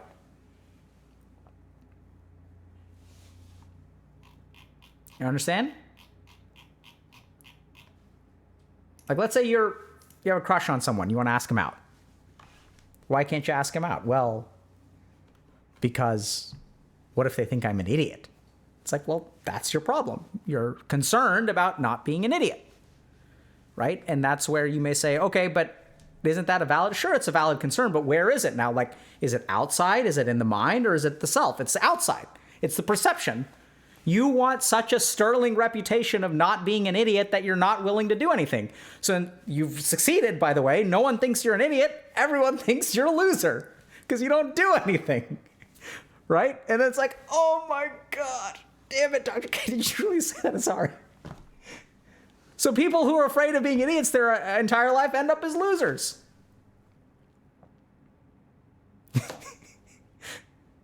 Right? And so this is the reason that I call you that, is because, like, it doesn't bother me. Like, I don't think of you as less. It's like, pick your poison. They're both poison. Like, you're screwed either way. They're both avoidance. They're both attachment. So it doesn't, like, that's the whole problem with attachment. It's like eating the cookie is going to lead you to pain no matter which way you go. Okay? So that's where it's like then people are like, okay, wait. So either hold on a second. I don't want to look like an idiot. And if I'm paralyzed by indecision, then I'm going to, like, not make any progress. Like, how do I get out of it? You just let the whole thing go, right? Just let it all go. Sit down and meditate. And then this is the kind of thing, now we get to the next thing. So you're like, but wait, if I sit down and meditate, will I be able to act? No, you will not be able to act. And like, then why should I do it? You should just do it, bro. Just trust me. Just sit down and meditate. Because if you do it for the purpose of letting go, then what's going to happen is you're going to have that attachment. You're going to have that expectation. You're not going to ever get into the meditative state of mind, right? Because you're going to be thinking, okay, letting go now. Letting go. Ah, it didn't work. Damn it. Right? Damn it. It didn't work. Dr. K, you said it would work, but it didn't work. What else? What else do I need to do to let go? And it's like, no, like, and this is the problem, is like, you don't need to do anything to let go. And the more that you look for answers outside of yourself to let go, like, you're holding onto this pen and you're like, teach me how to unclasp my finger. It's like, I don't need to teach you anything. You just let go anytime you want to, right? You don't have to, then you go look for solutions outside. This is why these people are stuck. This is why the self-help industry is a thing. It's a thing. Why is it a thing? Because none of it works. Right? So then you go looking for this guy and this guy and this guy. And then you go looking over here, looking over there, and like, oh, like, let me go watch this. And you go looking for external answers, like, how do I let go? You're like, hey, can you teach me how to let go? And some guy's like, yeah, for $59.95, I can teach you how to let go. You're like, fantastic. Cool. And then you're still holding on to it. And then you go to someone else, you're like, can you teach me how to let go? For $599.95, I can teach you how to let go. And you're like, okay, cool. Well, because the $59.95 one didn't work, so it must have been a low quality product. So if I pay more, I'll get more, right? And then you go to the next guy and you're like, hey, can you teach me how to let go? I've tried everything. And they say, yes, I will induct you into the secrets for $6,000. I will teach you how to let go. And all along, it's right here. Is all you need to do. Right? Now, this is the interesting thing is that, to be clear, a lot of people do get value out of this stuff, right? But I think that the value is catalyzed internally. It may trigger something. So there's good stuff out there. Like if you go to a meditation retreat, like that's okay to pay for. I think it's okay. Like you can learn different skills and stuff like that. Like there's value out there. I don't think the entire industry is a scam. I'm just saying that at the end of the day, like, you know, it's going to be like, you have to let go of this. Now, there are a lot of good situations where people will help support you in learning how to let go and like talk to your, you know, like therapy, for example, is like a good thing to do. So I'm not saying that they're worthless. It's just you can't pay any amount of money to become enlightened. That's what I'm saying. All right? Okay.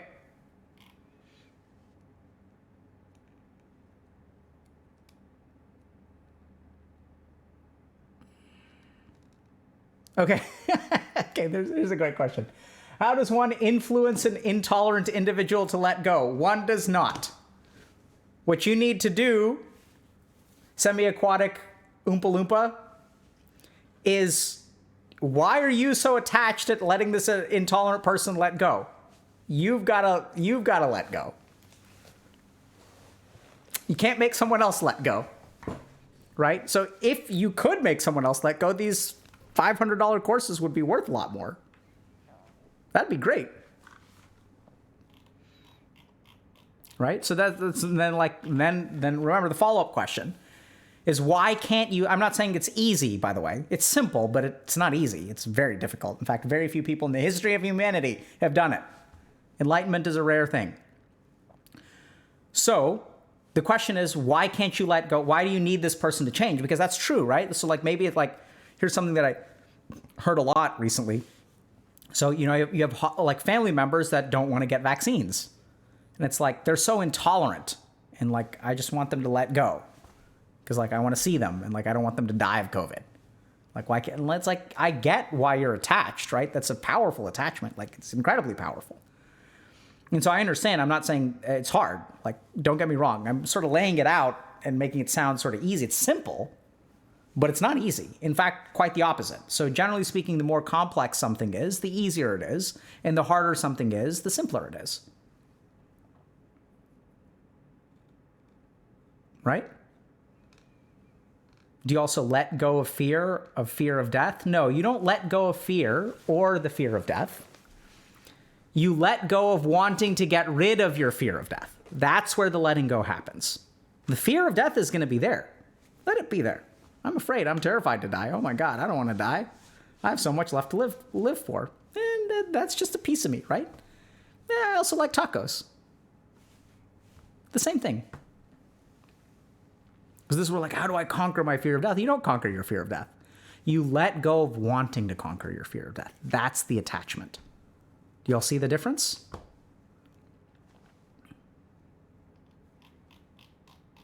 This is where someone's saying Dr. K has an unhealthy obsession with tacos. And that's where I say, I disagree.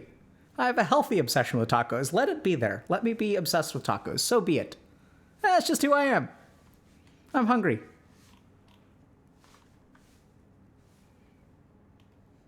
You'll get it? Like, we can play this game over and over and over again. As much as y'all want to.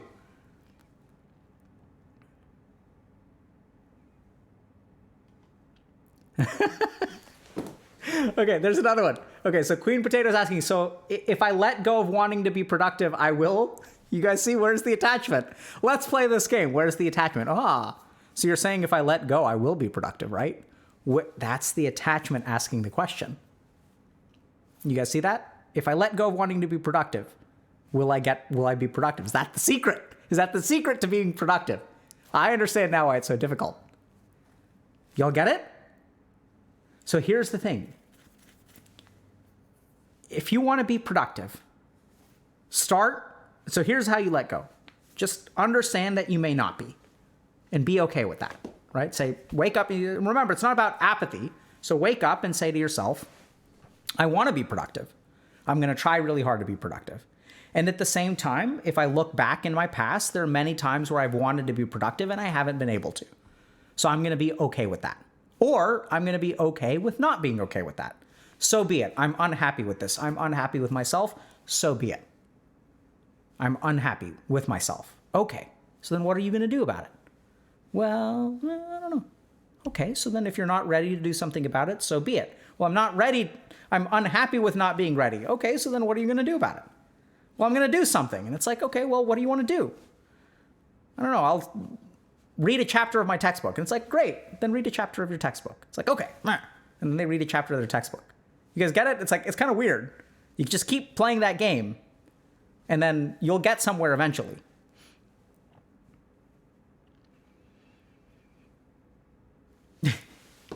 Someone's asking, should I let go without striving to let go? Okay, so I know it's simple, but this is why, so at some point the questions stop. This is why you have to practice. So can I strive to let go of the pen? Chat, can I strive to let go? You can't strive to it's like, oh my God, I'm trying so hard to let go. Oh my God. Oh my God. I'm striving, I'm trying. Oh my God. Strive harder. I'm not trying harder. Just chill, man. Just relax. Right?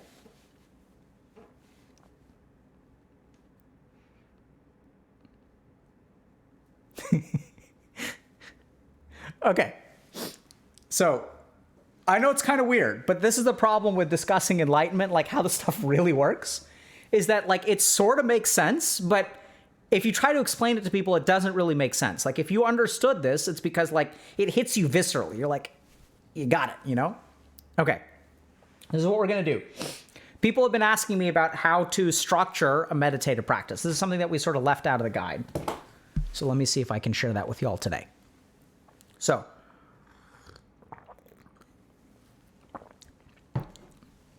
all right, let's talk about developing a meditation practice. So, why is developing a meditation practice hard? Reason number one that developing a meditation practice is hard is because your teacher is going to teach you their technique, and that may not be your technique. Okay, so let's understand this. Some time ago, like a couple thousand years ago, if you wanted to become a meditation instructor, you went and studied with someone who taught you meditation. And then based on your progress in meditation, they would say, good job, I now graduate you from this program, and you are now like a Swami or whatever, like, good job. But it was kind of tricky because like, there wasn't like a set graduation time. So like, you know, some people attained, enlightenment at the age of like 14, right? So like some people showed up and they like studied for like 4 years and it's like, wow, like you're enlightened. That's great. Some people never even had a formal teacher and just started wandering around and teaching and they were enlightened. So it was like super easy and people started to learn from them. But it was sort of this idea that, you know, becoming a meditation instructor required a certain amount of competence and understanding of meditation and its practices and how to teach people. Like you had to get some of these like core weird paradoxical concepts. Because if you get the core weird paradoxical concepts, then you can really guide people appropriately. The problem was that there were a lot of people who like understood the information, but they didn't like, they got the information, but they never really got the understanding. And they didn't actually become teachers because that's just how it worked back then. And then fast forward to modern day where it's like we have meditation certifications, right? So this is what's kind of weird is that like, you know, if I'm like a guru and I have a meditation certification, which we may develop at HG at some point because a lot of people want to learn meditation, totally fine. You know, and I go take a class, like if I pay like $6,000 for like a meditation class, like at the end of like, it's like a yoga teacher training. Let's use that model, for example.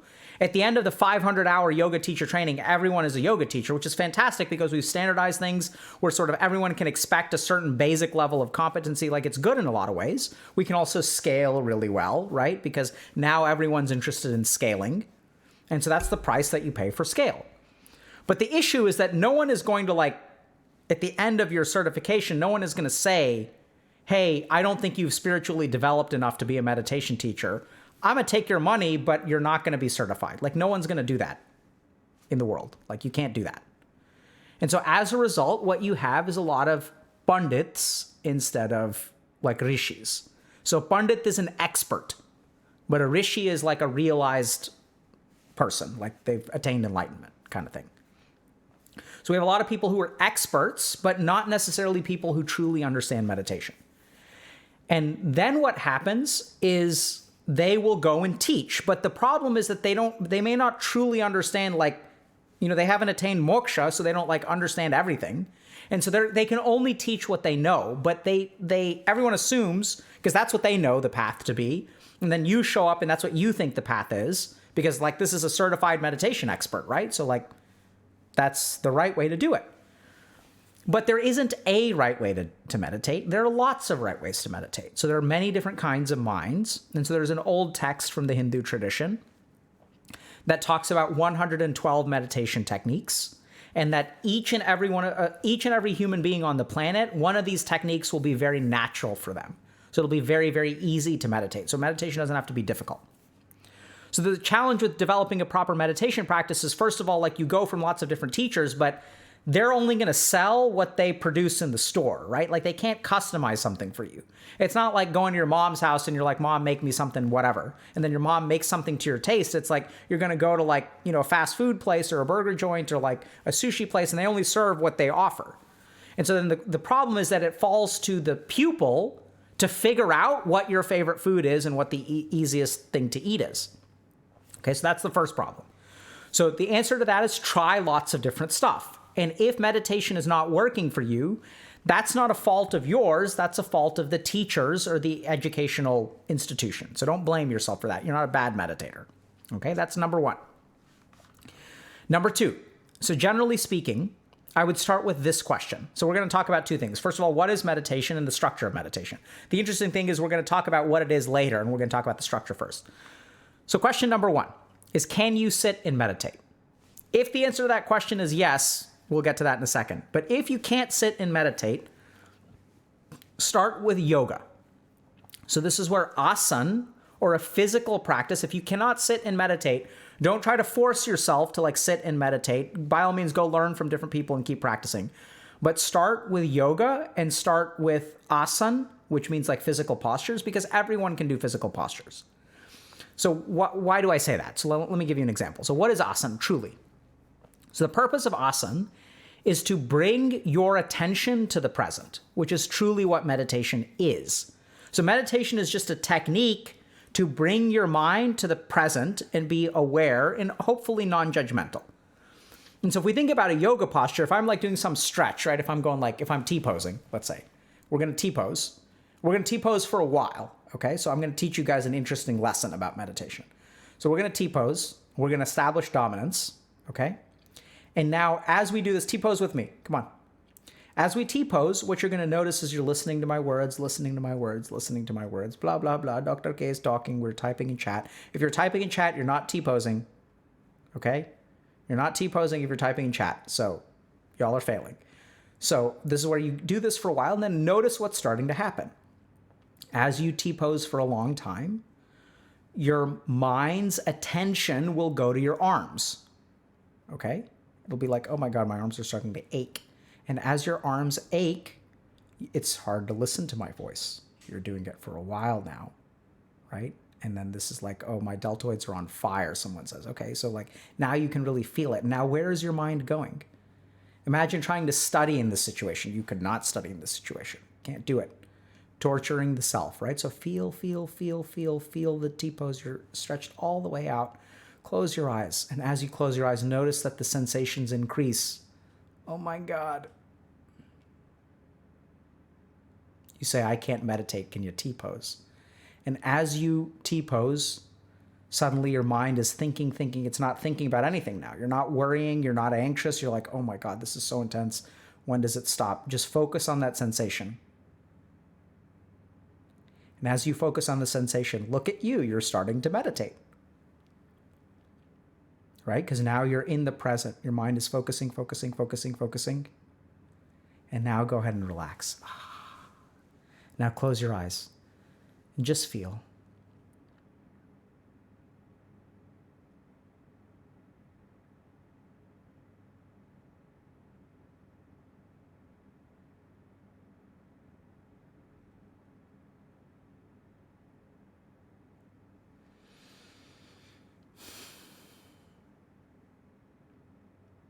Right?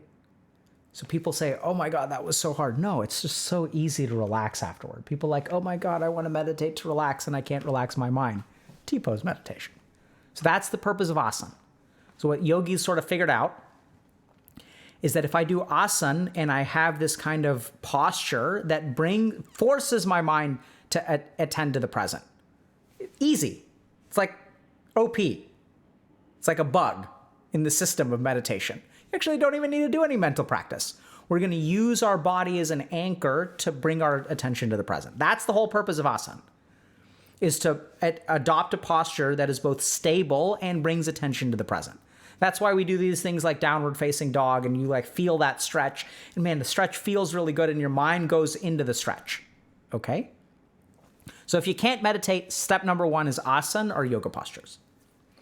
Step number 2 is once we do asana for a while, if we kind of think about why can't you meditate, the other things is that if I sit down to meditate, oftentimes my body and mind will like be bothering me. So I'm trying to sit there and focus on my breath or whatever, but my body's like, oh my God, like, I'm so uncomfortable, like, let me move. Oh my God, that feels so much better. Oh my God. My leg is falling asleep. Oh my God. And then our mind too is like, oh, I want to think about this, and I want to think about this, and I want to think about this. So the asana of the mind is pranayama. So next thing is breath practices, okay? So if you do asana for a little while, fantastic. Do it for 5 minutes, 10 minutes, then do breath practices. So I'd start with Nadi Shuddhi.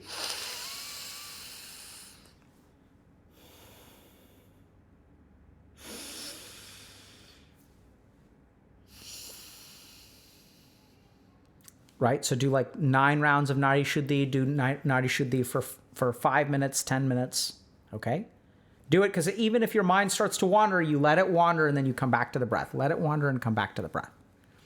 And then once you do asana and pranayama, let's say 5 minutes of Surya Namaskar, 5 minutes of Nadi Shuddhi. If you can't do that because you have a deviated septum, no big deal. You can do Om chanting, you can do Kapalbhati, you can do all these different practices, okay? Some kind of pranayama.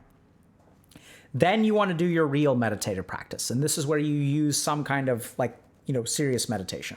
Do a mantra practice. I really like tantra practices in this state.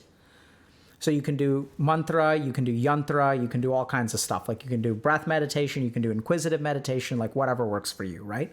So you can do a meditation like, how far down does the breath go? You can do all kinds of stuff, whatever. You can do third eye practices at that point, whatever you want to do. Okay? So that's what I'd say is like regimen number 1, is like you do some kind of asana. And if you can't do pranayama and you can't do a regular meditation, then you start with just 20 minutes of asana. That's all you need. Okay? Asana, then pranayama, then your meditation of choice. Now people will ask, okay, what are some, like how long should I meditate for? So you should meditate for 20 minutes every day. Ideally, if you can't do every day, try to do 3 days a week at a minimum, okay? Why 20 minutes? Well, that's because that's what the science says. So the studies on meditation tend to look at 20 minutes of practice. This is when you'll start to get health benefits. You'll start to see neuroscience changes. So 20 minutes is kind of the magic number. If you want to meditate longer, go for it. If you want to meditate shorter, go for it. But a lot of times people who want structure want a particular target. So I'm going to say 20 minutes every day or at least 6 days a week. You can take 1 day off if you want to. All right, but you want to meditate for 20 minutes a day. When should I meditate? Dawn and dusk are the best times to meditate. There's a lot of cool stuff going on in your circadian rhythms. There's some cool stuff going on with the activation of the sushumna. For those of y'all who know what that is, we're not going to go into too much detail, but your sushumna activates at dawn and dusk, which means that your meditation will be more productive at those times. Okay? So asana, pranayam, dharana practice, or like real meditative practice, if you guys can't do for 20 minutes a day, ideally at dawn or dusk. Other way to do it is you can do it first thing when you wake up in the morning, okay? So that's a basic, like how you structure your meditation. Now, here are a couple of other options that you can do. So if you're trying to figure out, what are the pieces of that component, so if you can sit and meditate, for example, and you don't need to do asana, it's still a good idea to do asana. How do I find the right meditation for me? So this is where I really think we go into way too much detail in Dr. K's guide, but there are a lot of different dimensions of meditation. So there are meditations that are grounding in nature. There are meditations that are inquisitive in nature. So are you someone that likes to figure things out? So if you like inquisitive meditations, because sometimes it's hard to force your mind into something. So here's like one dichotomy. So sometimes it's hard to direct the mind. You tell your mind, I want to go here. But the mind is like, I don't want to go there. I want to go over here. I want to go over here. I want to go over here. So sometimes if you have a mind like that, what you can do instead of directing it is ask it a question. And you can ask it something like, where in my body does the breath go? And then the mind is going to be like, haha, dumbass, I already know it goes into the lungs. And that's when you say, hold on a second, let's see, right? So close your eyes and notice the breath. Feel that cool air and track it down, and then sort of focus on your stomach. You're like, that's weird. I feel cool in my stomach when I breathe in. I'm like, how do you explain that? And the mind is like, I don't know how to explain that. I thought that, like, when your epiglottis is closed, then you're breathing through your trachea and down into your lungs. There shouldn't be anything going on in your stomach. There should be no. Oh, that's interesting. Don't worry about that. Just see where else it goes. So don't engage with the mind. Just focus on the practice and see where the breath goes. Okay? So you can use inquisitive practices. This is all detailed in the guide, by the way. So figure out, what works for me. Is it something, do I need some kind of like anchor? Do I want to use prayer beads? Do I need something that so prayer beads are really good for anchoring your practice in a physical sensation. So if I'm, so I use even my ring sometimes. So like I'll play with my ring. And what I find is that playing with the ring actually like helps me focus my mind because I have so much attention that I need something to fidget with. So a mala or a set of prayer beads can be really, really good if you're having trouble focusing because your hands are going to be moving them. Do I have a set of prayer beads? No, they got cleaned up. So if your mind is kind of wandering, you can come back to the anchor or the alambana, the support of the prayer beads. So you can use things like that.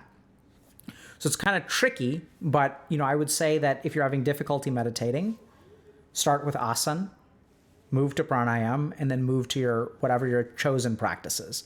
Your chosen practice can be a tantric practice, it can be a breath practice, it can be a directing practice, it can be Agni Chakra practice, whatever seems to work well for you when you try it, okay? If you're having other kinds of like difficulties focusing, there are different environmental or other supports you can use. You can use prayer beads, you can use incense, you can use music, so you can kind of get into the right frame of mind using these things, and this is kind of how you develop a practice. So a couple of other like sample regimens. So let's say that you have a lot of trouble meditating. So I'd say go for a walk. And as you go for a walk, remember the goal is to be in the present, right? So notice what you can when you go for a walk. Like try to feel the temperature. Try to feel the temperature on two different sides of your body. So anytime you go for a walk, if it's daytime, chances are the sun will be out. If the sun will be out, there'll actually be very, very subtle differences between the right side of your body and the left side of your body, or the back of your body and the front of your body. So notice that gap between those two things. So there are all kinds of different anchoring sensations that you can kind of go into, and the movement of the walk will sort of help you focus. Or you can do something like feel the rhythm of walking, or feel the contact between your feet and the ground. There are all kinds of different things that you can do when you do a walking meditation. But if you're having trouble sitting, just go for a walk and just sort of sit and feel. You can sit down. I also think looking at the sky is absolutely amazing. So if you're having difficulty meditating, just lay down and just look at the sky. You know, you don't want to look at the sun, but just look into the sky and just like just feel your weight on the ground. Look into the sky and just see what there is to see, right? So there's all kinds of stuff that you can do outdoors. Outdoors is a very kind of spiritual and meditative kind of place. And yeah, so I'd say like structuring a meditative practice, 20 minutes a day. If you can do a focusing practice pretty easily, try to find which one works for you. We have a whole guide that goes into that. Try to think a little bit about your cognitive temperament. So am I someone that wants to be inquisitive? Do I want to direct my attention? Do I want to do a more hardcore meditation? So some people are super into that. So you can do something like Trataka or fixed point gazing, which is like physically intense. If you're someone who has difficulty meditating, first question is, do you need to be meditating sitting down? Because you don't need to do that. Because all meditation is focused awareness in the present. That's all it is. So anything that you can do to focus your awareness in the present. So that can be done outside. I think a swing is a beautiful place to meditate, right? So if you just like swing like at a playground, like it's really cool. Just feel the sensation of your body back and forth. All kinds of things that can bring your awareness to the present. If you're having difficulty and you don't want to walk, you want to do it at home, I'd say start with asana. So start with yoga postures like Surya Namaskar, move on to something like pranayam. So we teach several of those. You can find them on YouTube. You can find them in Dr. K's guide, etc. They will calm your mind and prepare your body and mind for the meditative practice.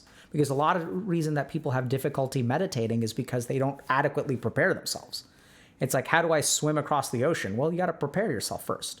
And that starts with asana and pranayam. Okay, questions?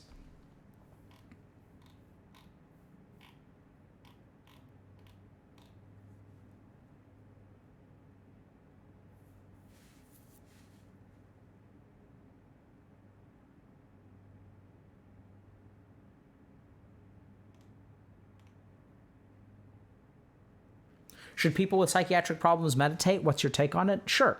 So like I said, meditation is a evidence-based intervention for meditation.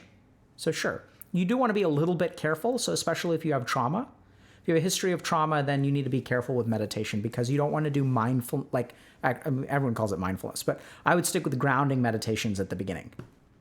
So you don't want to do like open awareness meditations where you're just like noticing your thoughts because that can you can bring up traumatic thoughts, which we'll hopefully get to in a second. What is enlightenment in one sentence? It is realizing the true self. Or even one word is moksha, liberation. You don't even need a whole sentence. Should I become a monk? I have no idea.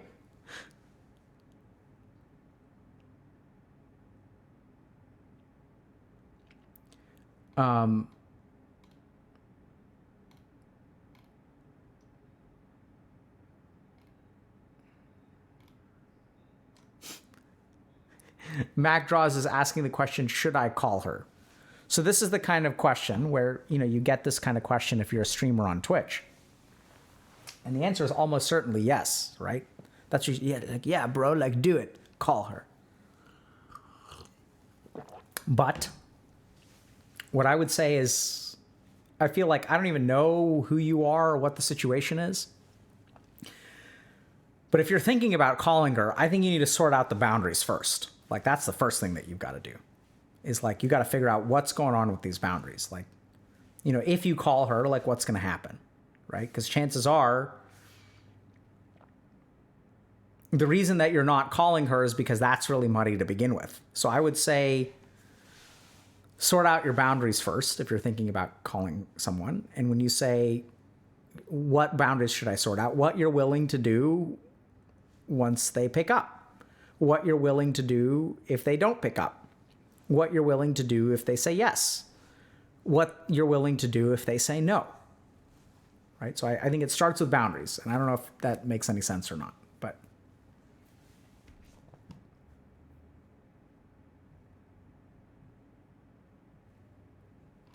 okay. Good beginner asanas, Surya Namaskar.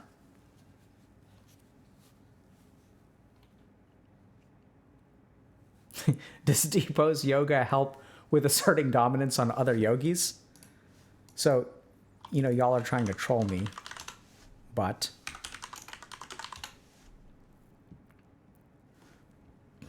I don't know if you guys know this, but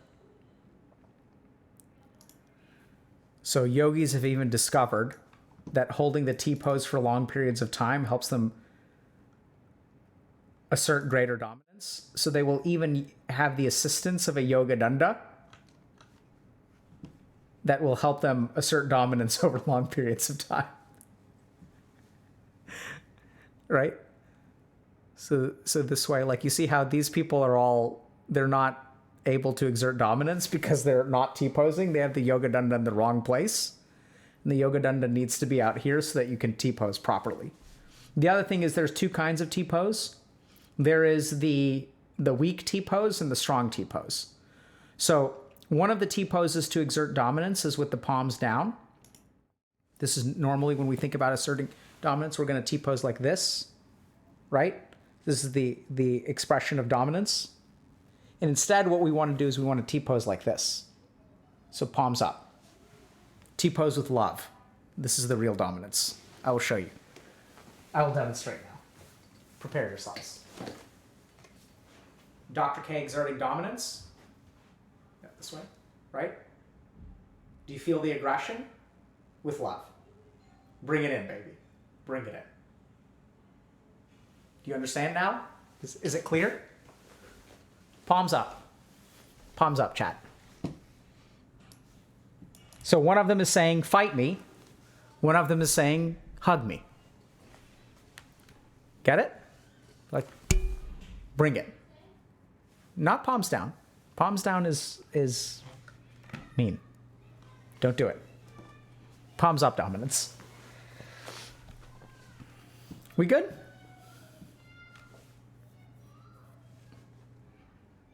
Yes, the statue in Brazil is the ultimate T-pose, right?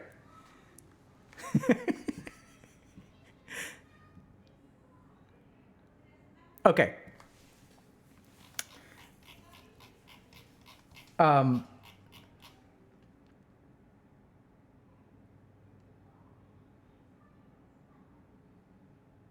Someone's asking, what is the present? Q Trell is asking, what is the present? Is my attention in the present when I'm learning, reading something? So this is where I would ask you, what is the present? So the present is what is, would be my answer. Is my attention in the present when I'm learning, reading something? I would probably say probably not, right? So your attention is lost in the thing. It is not in the present, generally speaking. The present is what is. It's the only thing that is. Right? So why do we like read? Reading is enjoyment for the mind. It's like we get lost, right? It's like, oh my God, what's going to happen next? What's going to happen next? We're not thinking in the present. We're thinking in the story. We get lost. All right. I'm going to do a couple of questions because they're super cool. Okay? Let me take a break, though.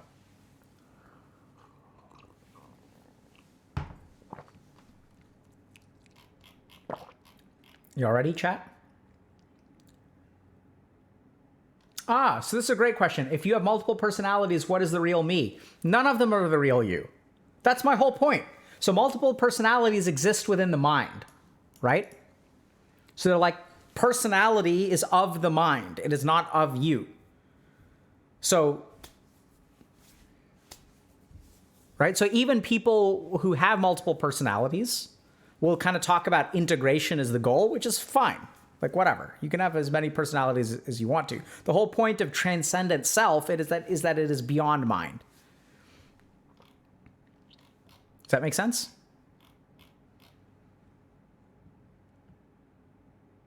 Are we Buddhist for following you? Beats me. I don't think you're Buddhist for... I'm not... I don't know. What do y'all think?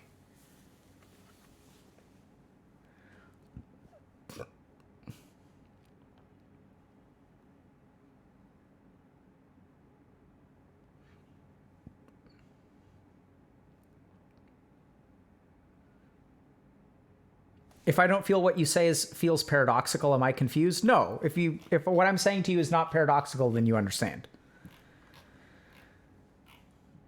Right? I don't know.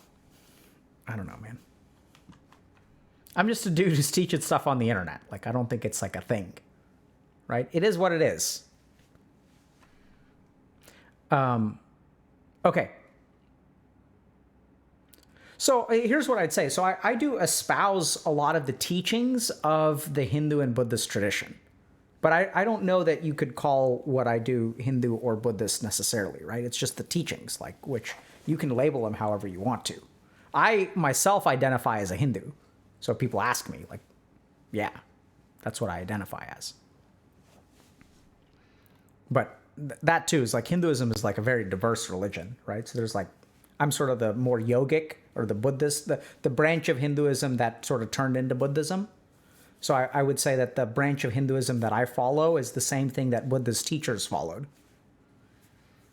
And then that's just, but I think religion in of itself is sort of like a Western construction in a lot of ways, which is a conversation for a different day, right? So like, if we think about the term religion, it's like, are you this? That presumes an Abrahamic kind of like thing of like us and not us, right? So like the Jews were like the chosen people of God, which presumes that they're not chosen people of God. So like, which tribe are you a part of?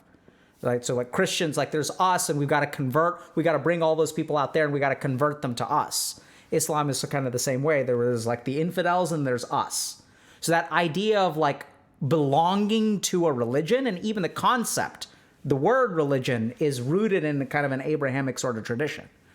So the religions of the East, it's like, can you convert to Hinduism? Well, like, sure, I guess.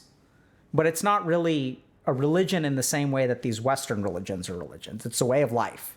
So the actual term for Hinduism, because Hinduism is not even, it's not like, that's a Western academic term to describe something.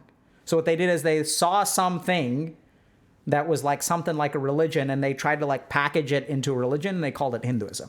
Whereas the real term for Hinduism is Sanatan Dharma, which means the eternal way of life.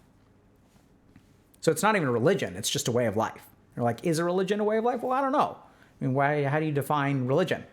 Does religion mean you believe a particular set of things? Because this is the other thing about Hindu philosophy, is like the philosophy of non-contradiction is like, they believe in, like, it's okay to be contradictory. So, for example, Hinduism is both atheistic, monotheistic, and polytheistic all at the same time. So you can be an atheist Hindu if you want to. It's like totally fine. That's not like a... Whereas in the West, we think of atheism as contradictory with religion, whereas like it's not like that. Like Buddhists are atheists. You could say that. So it's like, it's sort of like a Western conception of like an Eastern thing. Right? Does that make sense? Yeah.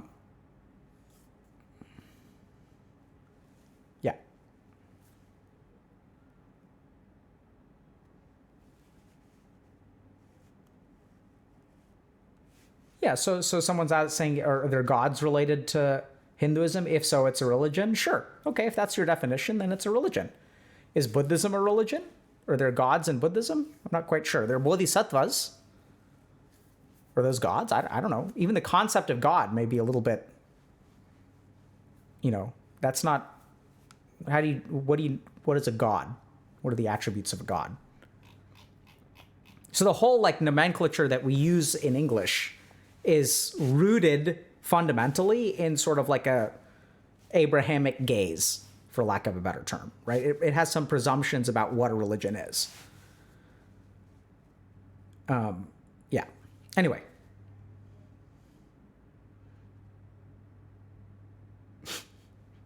I should have known that people would... I meant Gaze.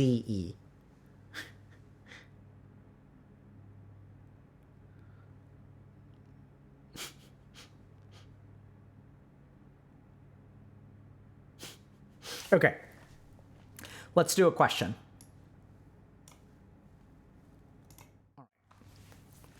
So I feel a great sense of pain and suffering when I meditate.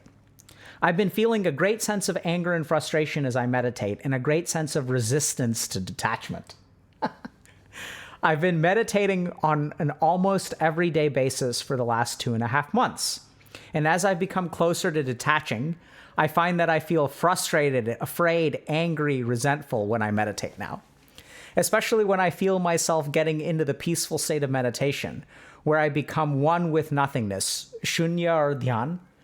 The meditation has helped tremendously with my depression. I've been doing mostly Agnya Chakra, Om chanting, and Kapalbhati. Wonderful. But I find myself meditating less and less due to these feelings. And the feelings are so bad to the point where they will interrupt my meditation every time. I don't know why, but I feel like I want to yell to the loudest of my ability when that happens. I tell myself to allow myself to feel these motions, but it's not working. I feel like it's something more than that. I think this is just my mind's reaction to detachment, or my mind's rejection of detachment. Even so, this is causing me to meditate less and less, so my mind will have won. And before someone says, just push yourself to keep meditating, bro, I literally want to break my wall when I meditate now. I think I need to find a way around this. It must be important to note that when I host a meditation with friends or family, the feeling is weaker, if not gone. But the same level of detachment is not there. What do I do about this? Some help would be greatly appreciated. This is great. Great. I don't mean to laugh because I think that, I don't want to be insensitive to this person's difficulties, but I think it's a fantastic sign that you're meditating properly. Okay. So let's try to understand this. So, if you are someone who meditates on a regular basis, this happens a lot with people who are learning to meditate. Where it sounds like he or she has a hardcore practice, right?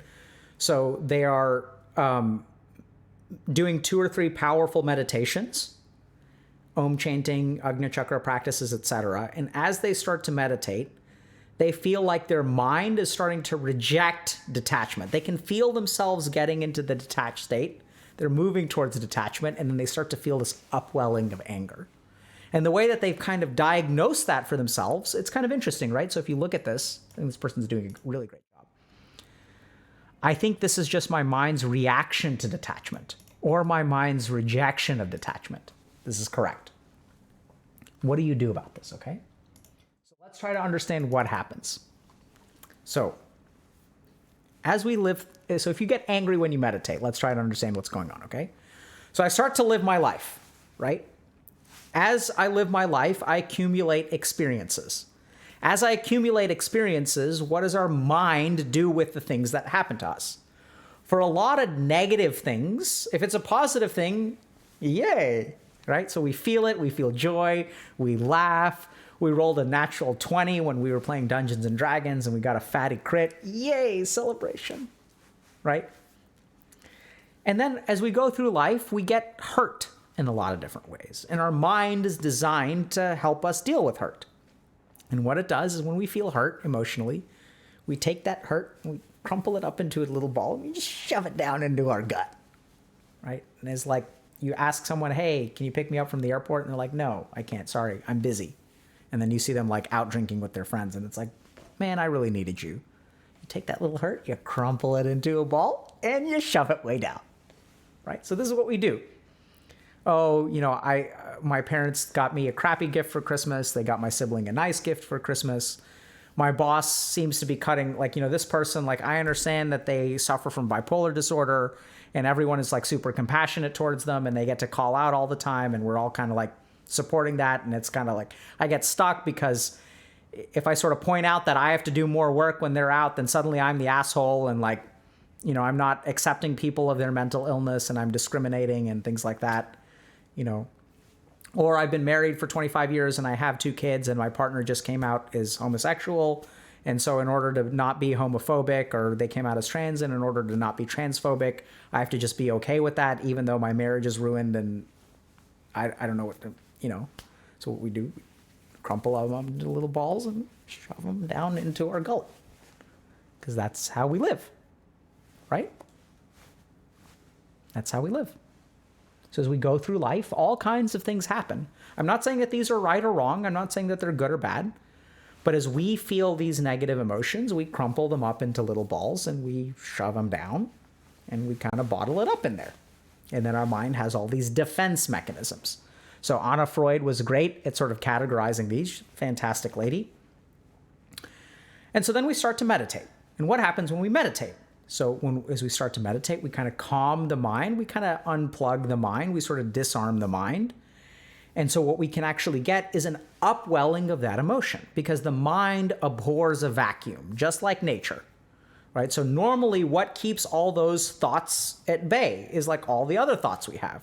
And so you guys will see this if people are in denial, where it's like, they actively try to distract themselves so much. Oh, I'm going to play video games, and like it's just this thing, and it's like not a big deal, and like I'm going to go have fun because I'm going to be positive.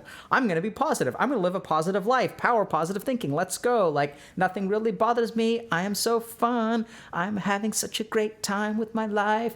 Everything under my belly is all falling apart, so I'm going to pretend to be really happy up here. It's going to be great. Copium. And then we start to meditate. Because meditation is not about doing that, right? It's the very opposite of doing that. It's about acceptance and detachment and letting things be. And so as we empty our mind, those emotions come up.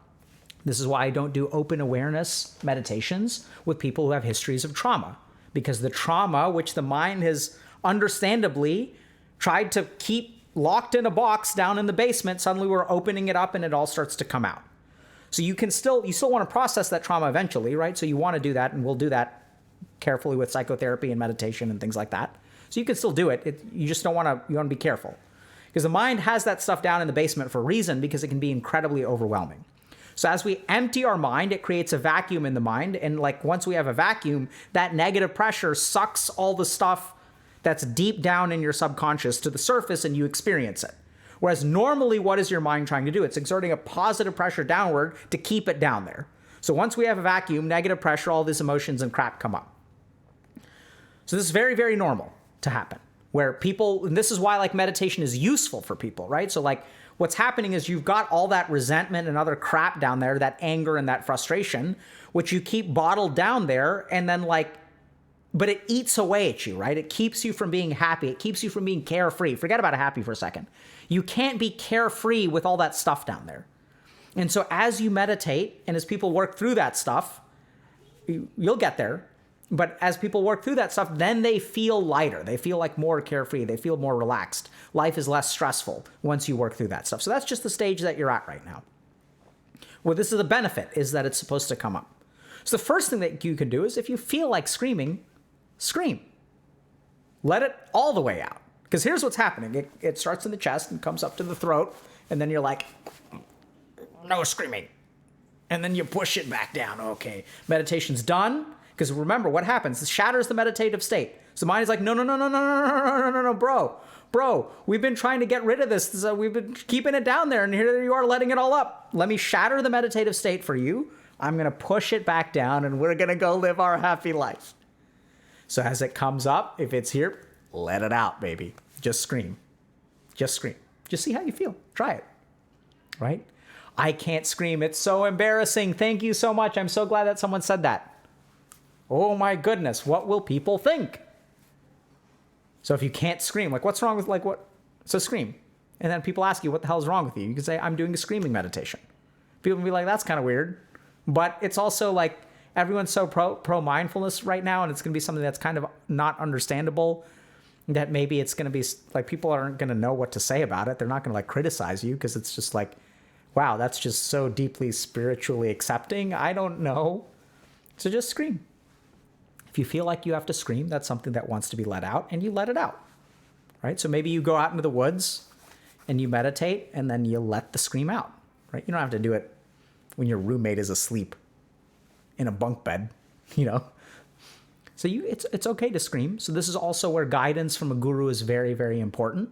So this is why in the old tradition, you had a guru who would help guide you through those things. And so because weird things can come up. The first thing you can do is scream. Second thing to understand is this person is sort of saying, it feels like my mind is rejecting detachment. You're damn right your mind is rejecting detachment.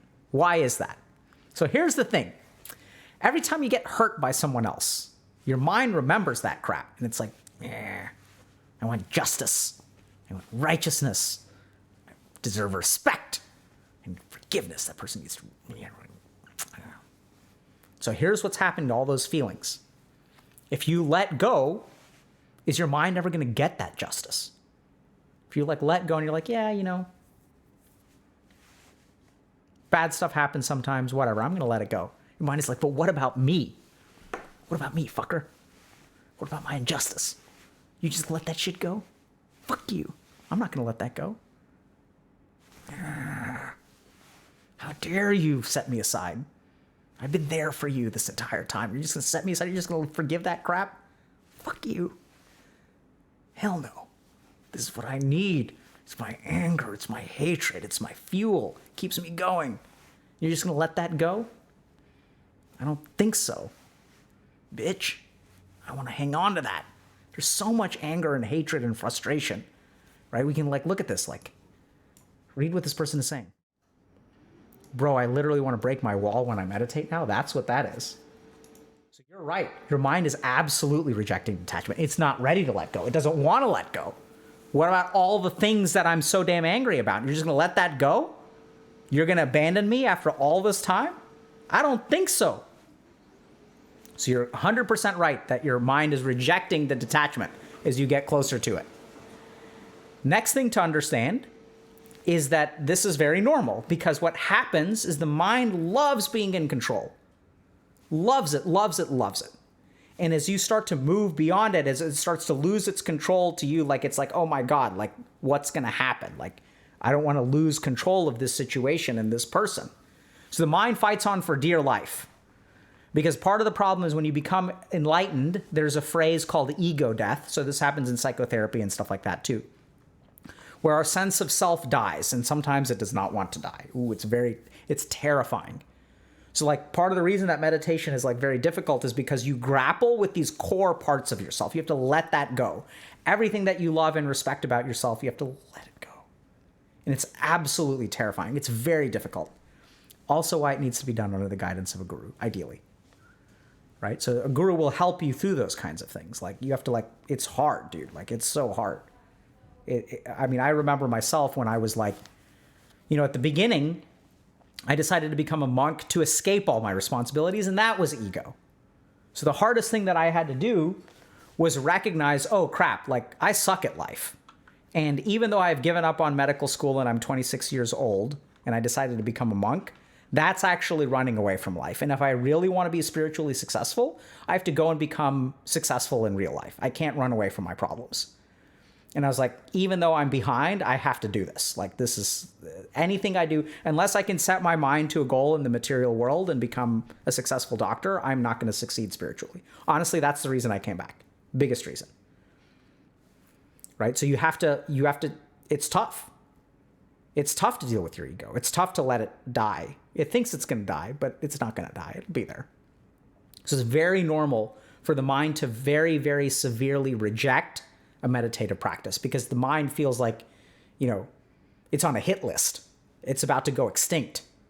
You're telling it, I don't need you anymore. And it has a survival mechanism of its own. So that's very, very normal too.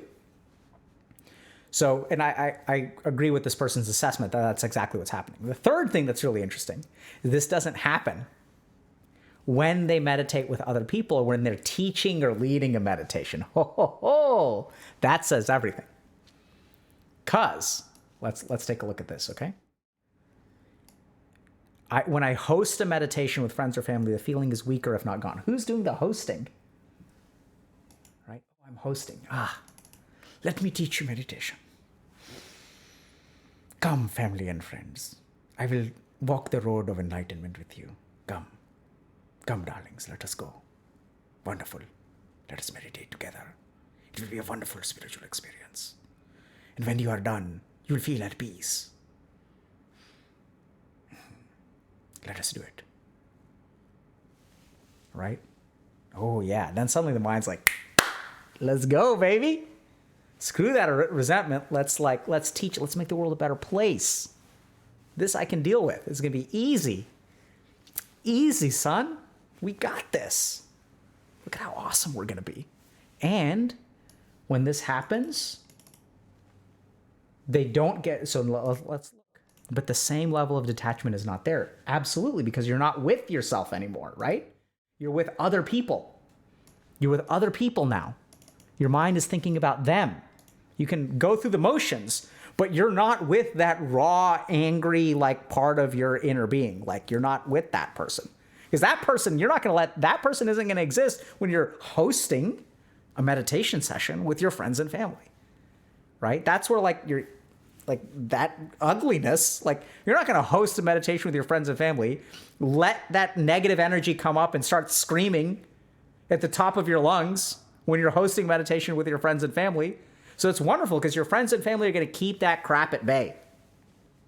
And by keeping that crap at bay, you do not actually get close to the state of mind of detachment. So you're 100% correct there.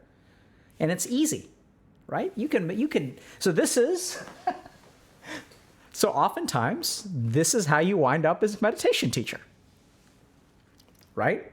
Because doing the work is actually really, really hard. But I can teach other people. I can lead meditations. And now we see why it's so hard to learn how to meditate. Because a lot of times these people end up as meditation teachers.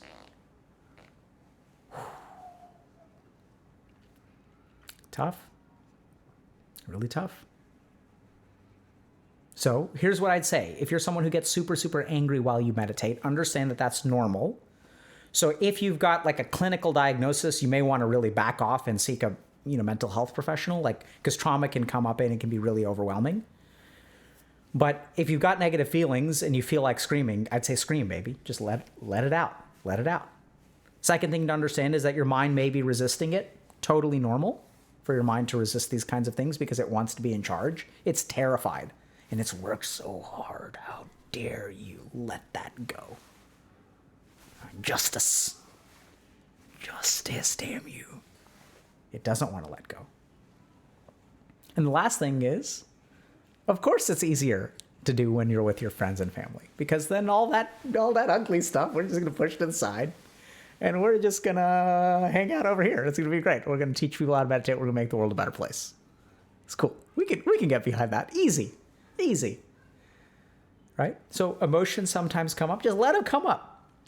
And you can also kind of pay attention to, what gets in the way of me letting this thing come up.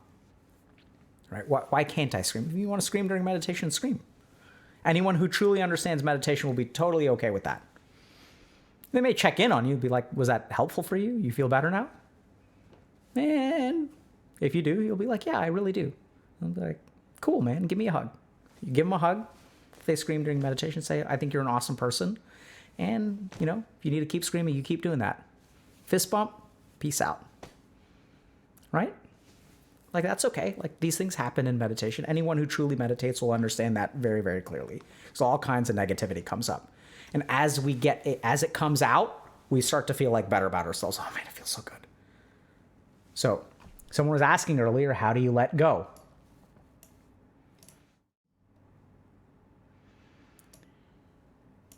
This is holding on. You guys get this? This sentence right here? This is holding on. But I feel like I want to yell, let go. Yell. Go for it. If you don't want to. Great question, huh? Can't read it? Sorry. Let me read it to y'all. I don't know why. I don't know why, but I feel like I want to yell to the loudest of my ability when that happens. I want to do this thing. Like, I want to yell. I want to let go. I want to let go, but I'm going to hold it and keep it there. Keep it in your throat. No screaming. No external display of emotion. Just keep it all inside. Push down, son.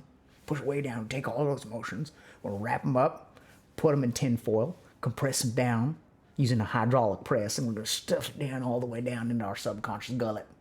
That's what we do. We stuff them down. Got it now? That's what we do. We don't we yell. That's not what we do.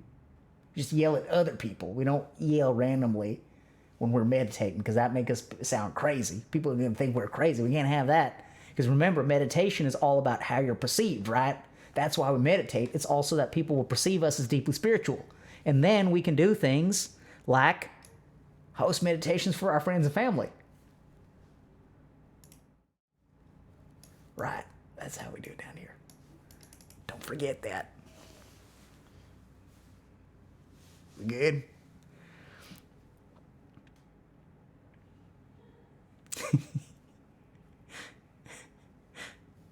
That's why when we're done with our emotions, as we get too many emotions down there, we unwrap the tinfoil, we make it into a little hat, and we'll wear it on our heads.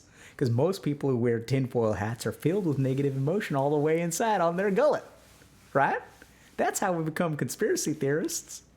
Is we have a lot of hurt down there, but we can't make sense of it, so we're going to turn them into tinfoil and we're going to stick it on our head. Understand now, chat? You get it?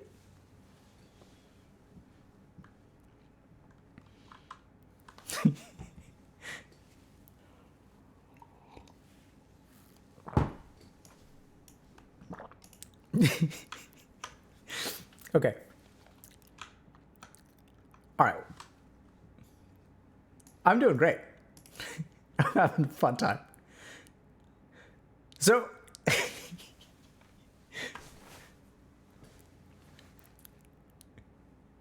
yeah, so for people who... So, by the way, I don't know if you guys know this, but this is why we made the guide, right? Because, like, this is the problem with streaming on Twitch, is that it's going to get a little bit crazy, right? Like, so this kit, is this seriously going to be for time immemorial? This is going to get uploaded to YouTube or something. For time immemorial, our answer to the question, if I have negative emotions that arise when I meditate, is going to be whatever the hell we just did here today. This is going to be our answer, which will live in the archives of the internet for the rest of time. So the cool thing about the guide is it was like professionally produced. Like we wrote out scripts and we like did takes. And so it's all like, you know, it's like, it's well packaged and makes sense. So anyway, all right. I feel like it's enough for today. But we've got a couple of good questions, which I really want to get to. I'm just sort of feeling, I don't know if this is going to, if I answer questions in this state, how this is going to go. So let's figure out who are you rating?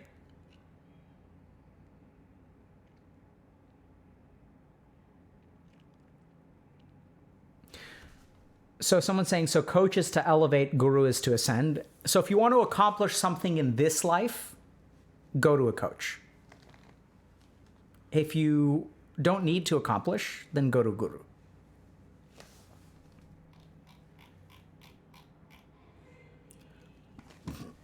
Sound good?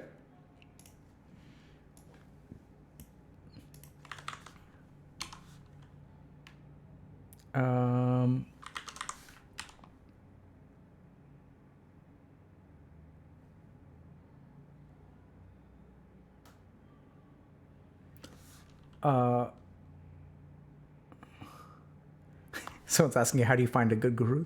You wait till we have a ranch and then you show up at the ranch. All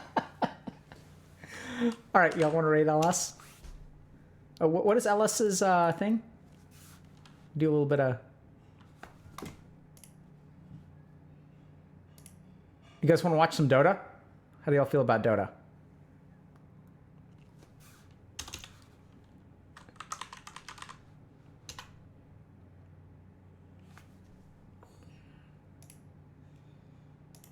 You guys want to raid Wii? We can do that. Wii or BSJ? BSJ streaming too. We can raid Wii. Okay, let's raid Wii. Okay. Take care, y'all. I don't know when we're gonna... oh, shit. Wrong one. I just typed Wii. Wait, hold on.